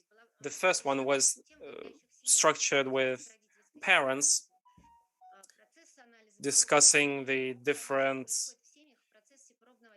family factors of separation. We can see the particularities and interesting cases in these families. Then we've analyzed the interviews. We can speak about the rigidity of the family structures, but there are also different topics and different causes for this. One case, the family structures was based on deep religious sense. And this led to a special attention of the needs of a child. Then the next case, we had the separation because the child was given to themselves, basically. Socialization of such young people. One of these people could do that and the other one could not. One of the mothers had a very successful example of separation, and she was able to leave the child to live them themselves. And she had quite a positive regard to this. The second mother lives together, and all her life energy goes to developing the different skills of a child, and she evades the questions about the child's emotions, saying that the child is very, very busy right now. In the second case, we can see that the mother is not really prepared to let the child separate from the family. There is also the dramatism of this situation. The rigid family structure doesn't allow the child to develop mentally and psychologically, which worsens the situation greatly. This forces the family to defend the family, to protect this family structure from any external influences. Both families have a very strict structure. First case, we see a strict schedule, and the other one is a religious structure. None of the families are prepared for separation because none of them have the proper stages of development of a child. Although the first family actually was somewhat prepared for this because the mother feels trustworthy of the project. And this starts the process of separation. This slide, you can see the thematical network of the interviews with our working staff. And here we speak about the social factors, but during the analysis, we didn't only speak about the socialization of the test subject, but also found out the different ideas of socialization. And this shows us that socialization of such teens is very important to help facilitate the socialization of such people. You need to speak with the parents. This led us to see a new perspective on the process of separation. The interview showed different social factors, which you can see on the slide, factors that facilitate the process of separation. One of such processes is being in an environment which is inclusive with peers. This allows the young adult to understand and accept new structures of socialization in such an environment, which is not facilitated by the family itself, but actually by the person themselves. This aim to facilitate horizontal ideas and horizontal relationships leads to the development of social adaptation and cognitive functions. Many different forms of social interaction helps the process of separation. As you can see, it is very important to build an individual route. The curator of this process starts and becomes a mediator between parents and the test subject, because this allows the whole family structure to change. The third empirical part was a field longitude research, which saw how the test subjects actually live on them by themselves in the apartment complex. And this allowed us to further our research into this topic. This fulfilled and completed the research, allowed us to work more on the separation. As we can see on this example, the more the parents are prepared for the child to actually grow and develop, the easier it is for the child to form new emotional relationships, which helps them communicate with peers. The young people start forming this idea of others. Sometimes those are the staff, sometimes they are friends, which become special neighbors. In the case where a family structure is too rigid to let the young adult actually to develop, this stops the child from developing.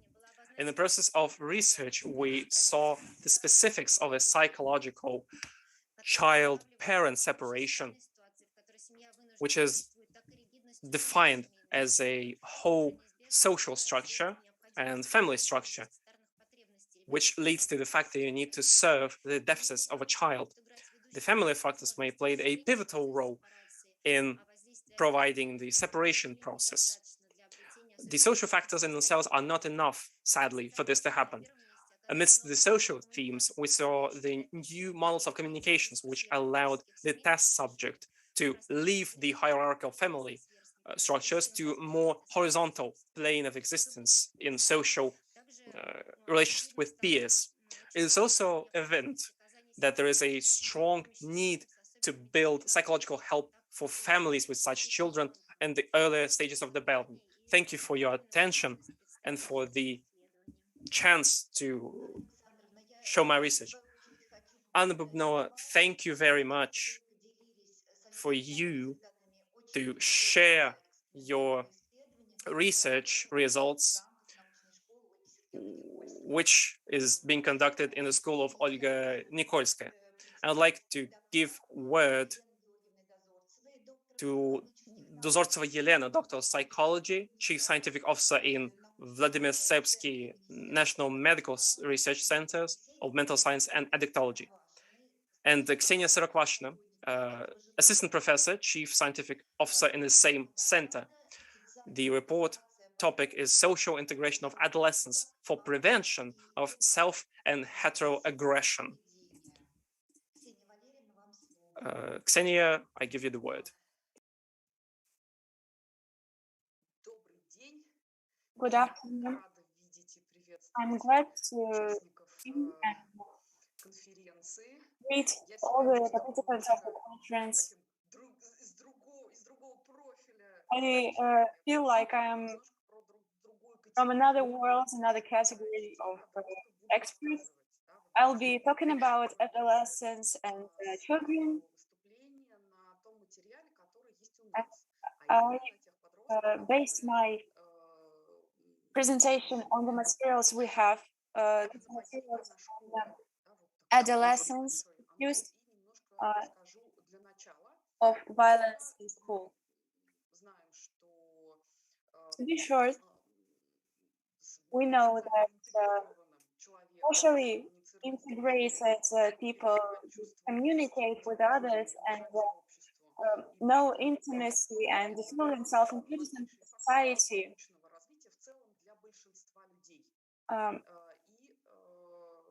Are what majority of people want in their lives. People talking about social isolation and loneliness we confront the problem.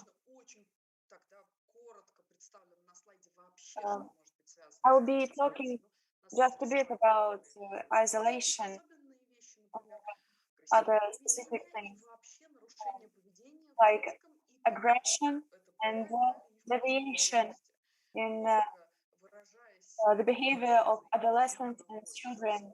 And to quote one of the on this topic, attention is better than isolation, even if attention is paid because of negative acts from a child or an adolescent. When we only started to analyze the cases based on the literature we studied, so such questions: at what degree is this problem of social interaction? From one point of view, there are some authors that say that conflicts in school, bullying in schools, and unsuccessful illogical relationships in schools are the sort of stress and a motivation to form aggressive behaviors, which can be self-aggression or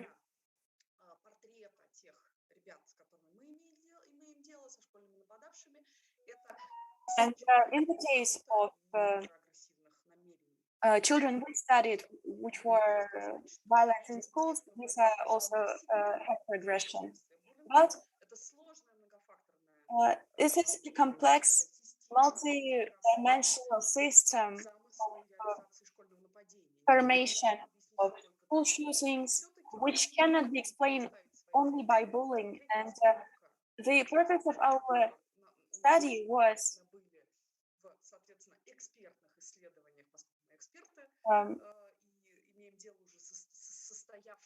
that we are experts and the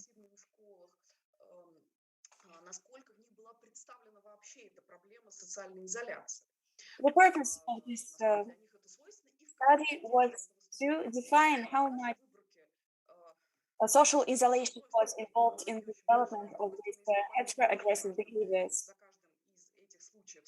And every case of school shooting and their consequences and their victims were studied, and we're lucky enough to have just few of them.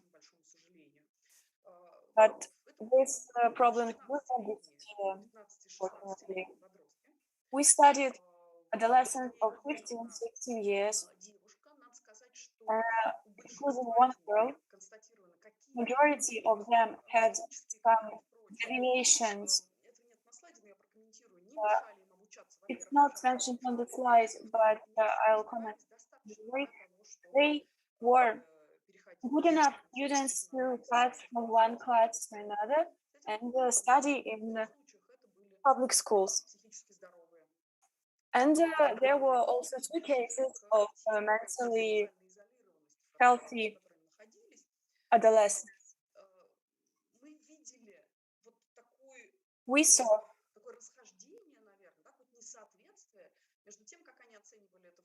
the difference of their perception, their own perception of their action in official situation and external estimation of their own acts. Some of them had pretty stable relationships with their teachers. They were not bullied, were not problematic children or isolated children, but from the side of these adolescents, the perception was more dramatic. They felt themselves isolated, not included, misunderstood, up to being bullied You can see the quotes on the slides. I am an outcast. I am extra in this world. And it's important to say that there are personality traits. Let's remember the introduction when I said that this is a multidimensional problem. There are personal traits were perceived differently by themselves and the outer world, and it was hard for them to adapt to the outer world.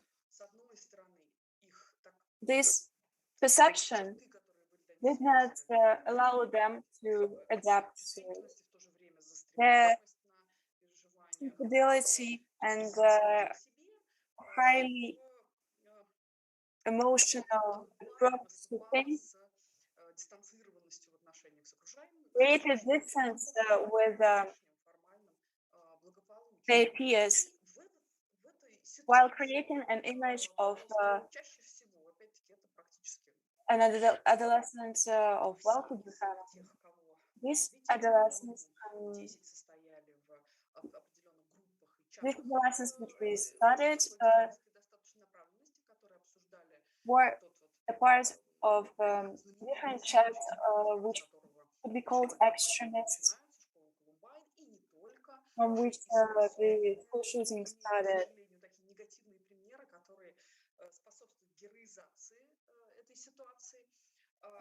Unfortunately, we have some examples which from terrorization of school shooting and school violence. This chat gave children some elements that they lacked. This was socialization, newspapers, emotional support, the status of the leader who provided materials for the group, and also an identity. Let's remember how the adolescents felt. Still, they were outcasts, but in these groups, they were not outcasts included. So this activity led to new identity, new motivation, which grew as the children dipped into this group, and they did not want to leave this cycle.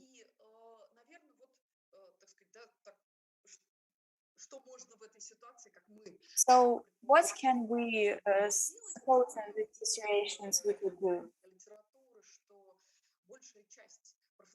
As we know from the literature, a lot of prevention programs for preventing school shootings were created in the USA, where this problem is more acute.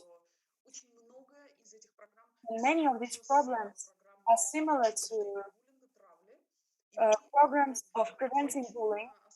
And in our study, based on our experience, we decided to pay attention to isolation to prevent regression from adolescents from the group,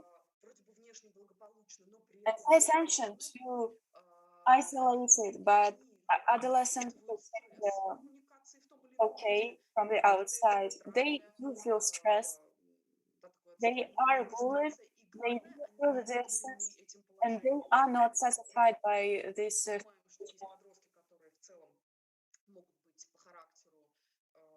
we know that there are more introverted children who do not need many social contacts.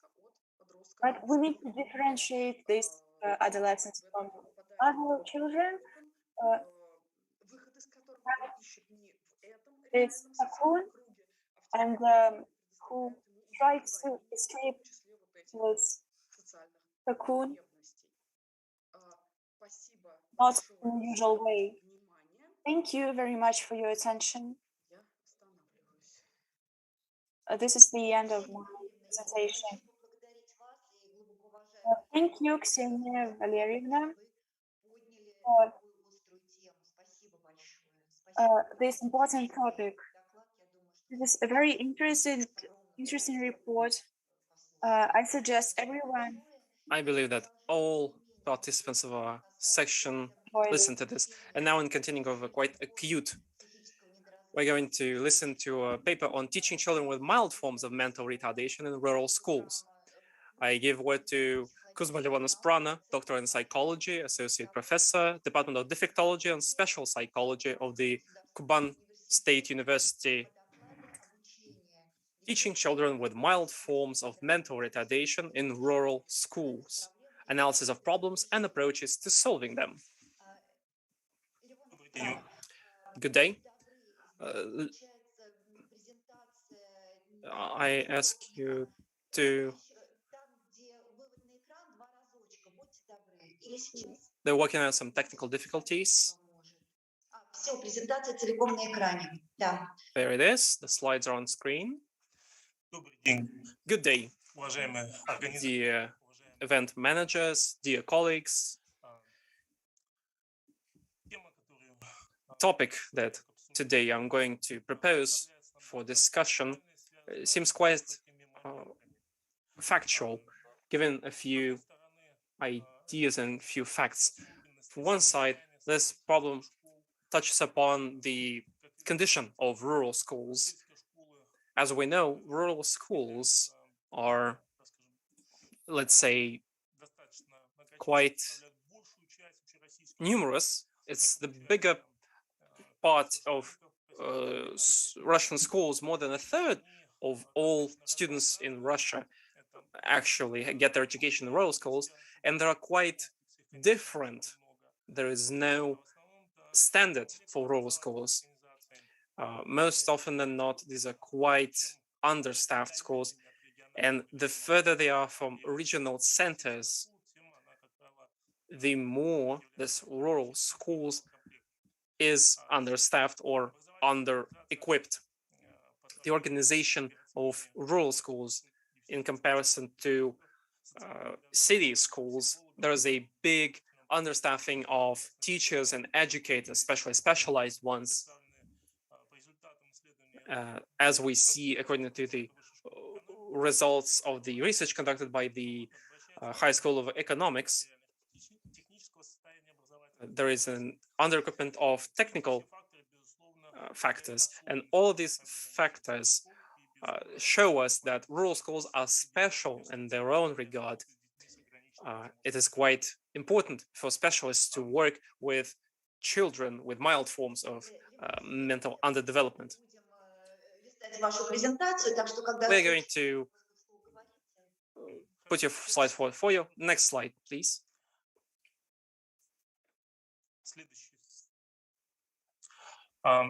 Yes. Well, in essence, why are we discussing this problem today?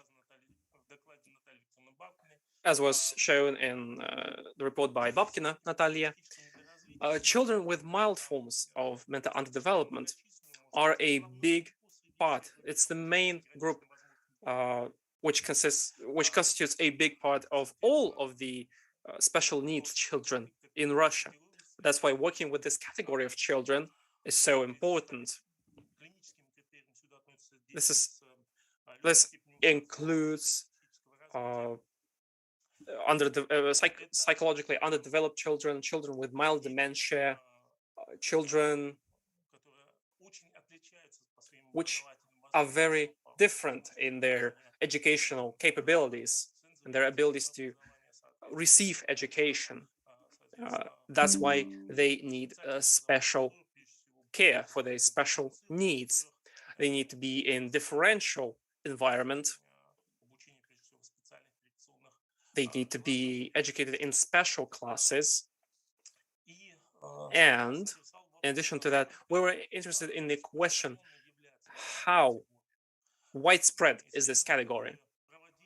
The researches that were conducted in different years before, in essence, allowed us to note the fact that rural schools has more of these children of this category. We have a large part of demographical studies that show us that we have 2 or 5% of such children. And then we have studies that show 6% of such children in these rural schools. But according to surveillance studies, show us that either the number of these children is quite higher or doesn't really conform to the reality of the situation of this population, this category of children. For example, if we have 1,500 students in a school and we get information we only have 2 or 3% of children with mild forms of underdevelopment, if we speak about such a school in the context of international studies, that is not enough. But we still need to work on this problem, as we can see that there is a slight difference in the numbers that we receive. We have studies dating from 2002 that shows us the spread of these types and these categories of children with certain underdevelopment of the psychological factors. Then we have studies that work on the central region of Russia and in the Krasnodar region, which is far away from the center. Next slide, if you could.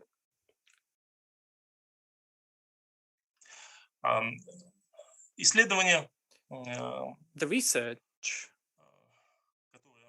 that was conducted showed us that the category of students with certain underdevelopment in the psychological factor, you could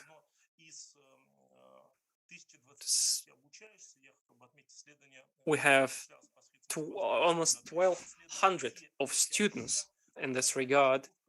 We could speak about the fact that there was a whole team of researchers and scientists that worked with this. These are all special needs experts, like or for example, speech impediment experts. Overall, we were shown the fact that there was a quite big percent of 48% of students showed different signs of school disadaptation. As you can see on the pie chart presented here, there are some somatic disabilities, some mild psychological or mental disabilities, or even mild dementia. We see that 12% of students had mild dementia. I point out that it's not 2 or 3%, it's 12%. Why is there such a giant number? Is easily described by migrational factors. You could speak about the rural exodus. There is a high concentration of such students. This is supported by studies conducted in the Soviet era. Then quite a big percentage. There are a lot of students with frontier intellectual dementia. It's quite widespread. It includes a lot of children, basically, a lot of categories of children, because there are children with certain psychological underdevelopments or specific syndromes. For example, Edinburgh. We also had a big category of children with conduct misbehaviors, and we have 5% of children with partial non-forming of higher psychological functions. Next slide, please. The clinical and psychopathological structure of this mild retardation shows that a big percentage of all of this can be described by the cerebrostenic syndrome.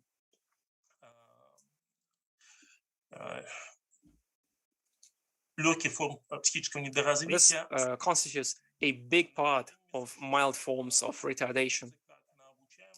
These syndromes have an impact on both the children themselves, their ability to learn, and also on how the teachers and educators work with them, because it has a certain need for special needs education. Not only that, but also medical conditions which require medical aid, which requires children's psychiatric assistance and children medical assistance, which is difficult to receive in rural areas, which we can only speak about as of right now. Next slide, would you please?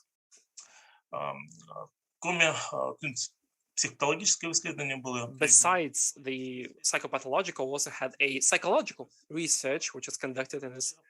It was the Wechsler method to find out the differences in verbal and nonverbal intelligence of children with mild forms of retardation or certain slow of psychological development.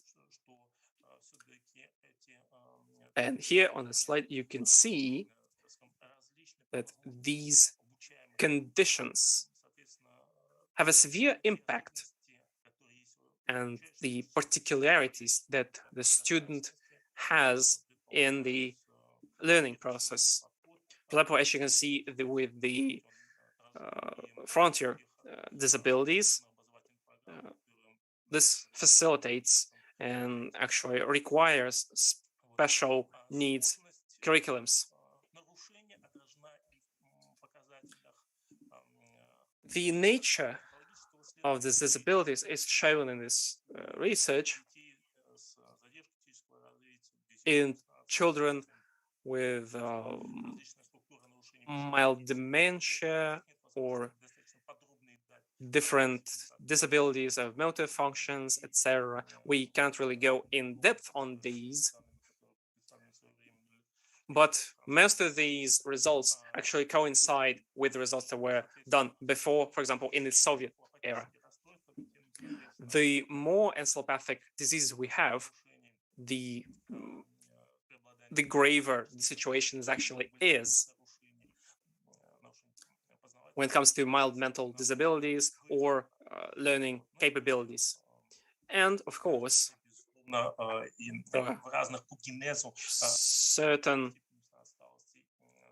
certain cases of mild dementia. We could also see this on the graph. Next slide, please, if you could.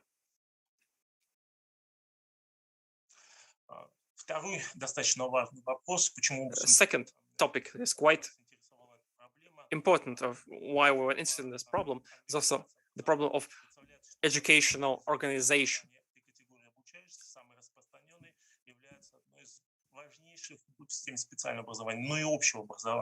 Because it's not only the problem of education itself, but also education as a whole.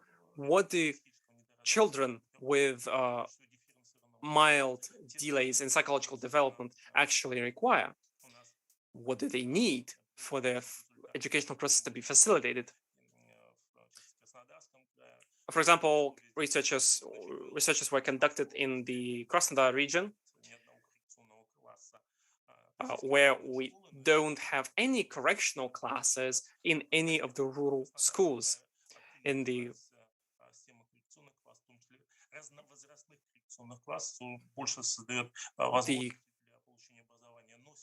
we are currently working on introducing more and more correctional classes, more differentiated and differential correctional classes, but it's still underway. This is, of course, required for the inclusive education compartment of this problem.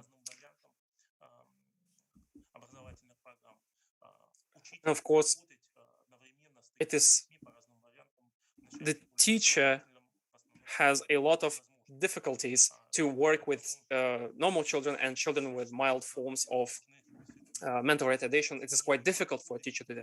So a big part of our attention should be focused on the fact that we need to work on the organizational moments of the curriculum in this regard.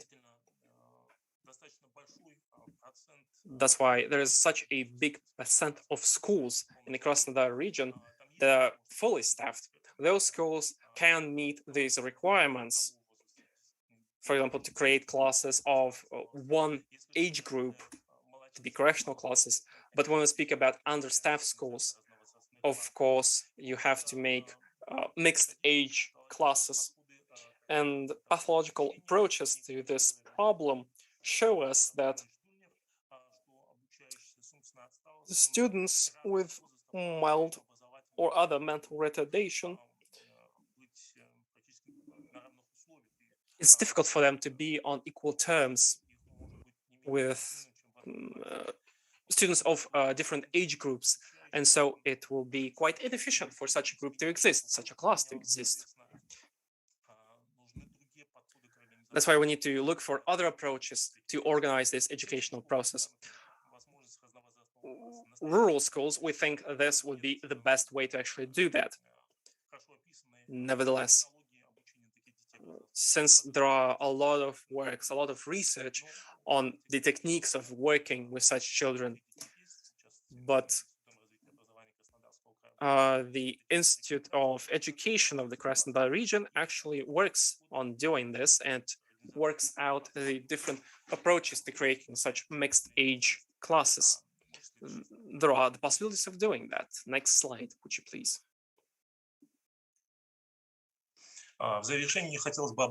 In conclusion, I would like to delineate the key actions, the key approaches to solving this problem of education of children with mild forms of mental retardation in rural schools. In essence, I should note that there is quite a big selection of working with these problems, but we need bigger amplitudes of working with this problem. We had, of course, the clinical methodological approach to work with this problem, to conduct research on such a problem, but it is quite problematic right now to do that, but we are working in this direction, in this way. This terminology should be in the foundation of organizing the educational process for children with these types of disabilities. The data that was actually shown by Natalia Viktorovna earlier should orient us in the direction of working with this problem. Of course, we also need to develop different regional and municipal programs in all of these regards. These different models of organization of education should take into account the particularities of rural schools. For example, as I've said, creating mixed age correctional classes, to working with educational organizations, working with the problem of all of these difficulties that we have right now. We need to invest more into preparing and training special needs experts, speech impediment experts, and the like, in order to really facilitate the inclusion of children with mild forms of retardation or any other mental disabilities into the educational process. Every class, every group has at least one child with certain health limitations. And that means that we need to trained specialists that could work with such children, with such classes. Not only would they be able to teach, but they would have the methods, at least the basis, to work with children with health limitations or any other mental disabilities. And this is why we need pinpoint work in this regard. I would like to finish with this. I thank you for your attention. Best of all. Спасибо большое за интересный Thank you доклад. very much for your intriguing paper. And now I'd like to give word to Luisa Adamian, candidate of psychology, associate professor, acting head of the School of Psychological Anthropology in the Institute of Childhood of Moscow State Pedagogical University, and Adamian Yelena, and to Kolosova Yelena, chief professor in the School of Psychological Anthropology in Moscow State Pedagogical University. Theme: approaches to creating an educational program for children with special needs and disabilities. Please. Good afternoon, dear colleagues. Thanks for the possibility to speak on such important topics. We wanted to present the research of our Moscow State Pedagogical University, because it correlates with the reports presented before.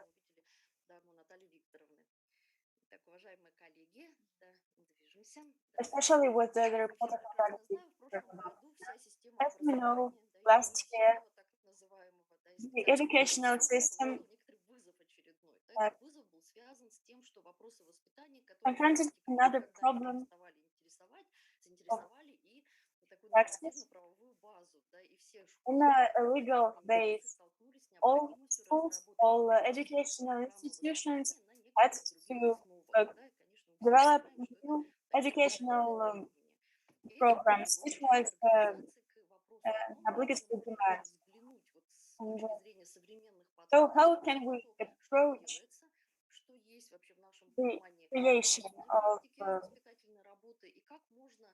educational programs, and how can we use documents as a construct of a working program in education? So this is the navigation to analyze and move forward on this topic. Our project, the project of Moscow State Pedagogical University, which is called the Scientific and Methodological Base of System of Education Children with Special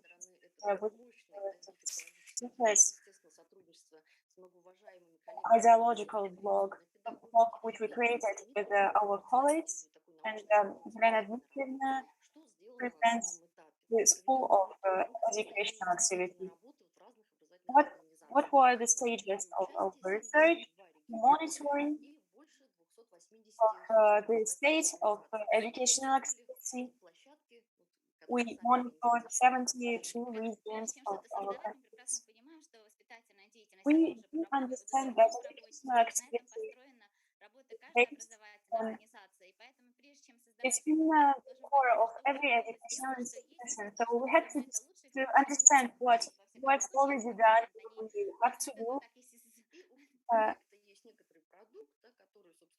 There is a project which we discussed. There are 26 programs which were created, which will help our project to be promoted, to develop further. So these are the principles of our report. This is pedagogical optimism. The systems of working with the children with special needs.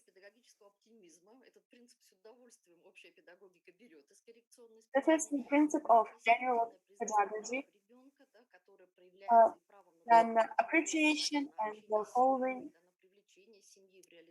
rights of child, and also the position of pedagogue facilitator, the helping specialist, which creates the environment of comfort, which helps students develop.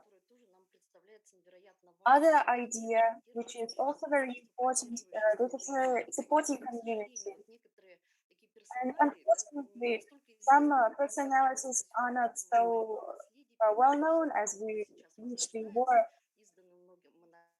For example, this is the personality of Pashenko and his idea of school sanatorium,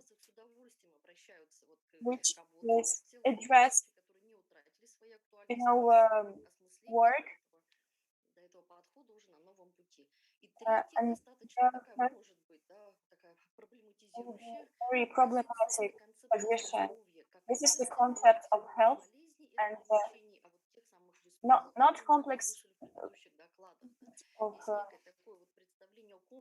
disease or disability, but of health. And the definition of salutogenes as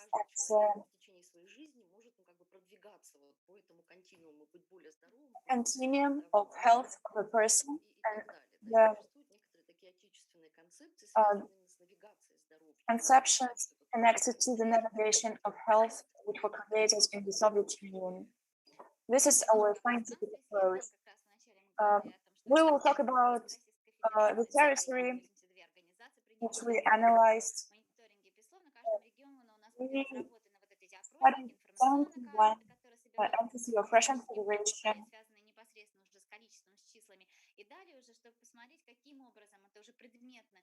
You can there were specific calls to organizations which presented their own experience and different variants of their educational programs. We can talk about this for a long time, but that's what we wanted to say. We studied the experience of educational organizations during 6 months. They supported the concept of model educational programs. And there are variants already of such kind of programs,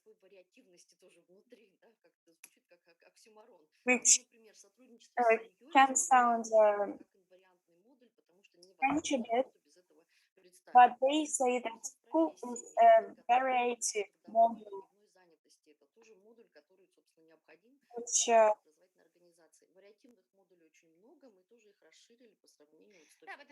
where children get ready for their future daily work. You can see that organization can choose any model or present their own models. At one meeting, we decided to eliminate these models, but they were returned because they are very necessary for school.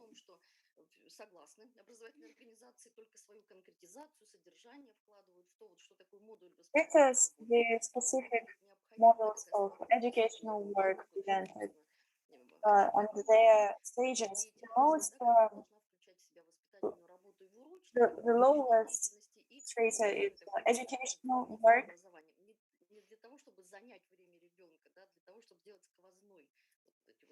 It's non-methodological. So, why is this a module? Because we strive to make educational work complex and real work. So here are some examples, in particular, the integration of supplementary education to public schools. I won't comment on this. This is the group, our group, my colleagues. Our research is ongoing, and we are waiting for results.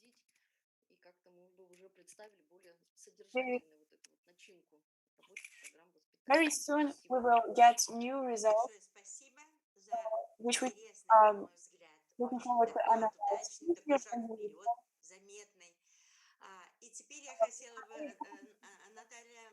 And now I wanted to address Natalia.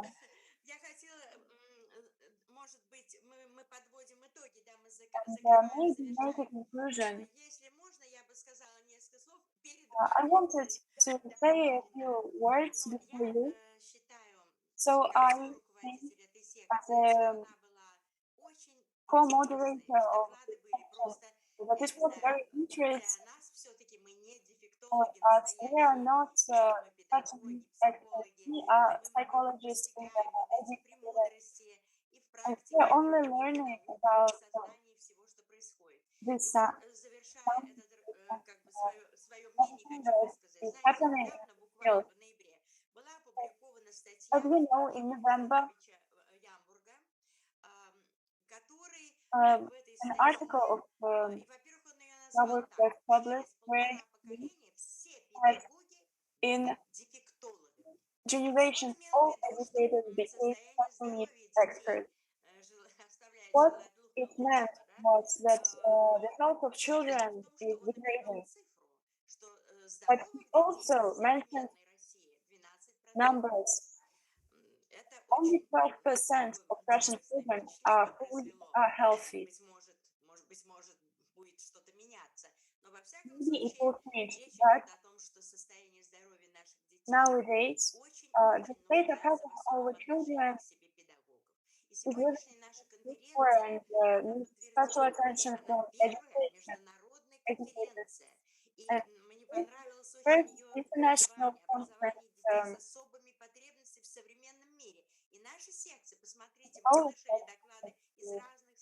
no, we heard presentations from different countries. Let's think about what we heard. Let's think about the words values and technology. These are the words mentioned in the name of our conference. I am very happy about the word senses because we are ready to think about the things we do. What is the sense of this? It's very important for the progress of pedagogy. And that's why I wanted to thank everyone for participation in this conference and presenting their researches. There is not a lot for me to say. Thank you, dear colleagues. We ran out of time and it took 50 extra minutes, but the presentations were really interesting. I wanted to thank all the speakers for their dialogues, for the share of opinions, and emotional communication. Even in this format. Thank you, the members of the conference. I want to thank all the technical support. And so I want to thank everyone. And let's meet next year at the second international conference.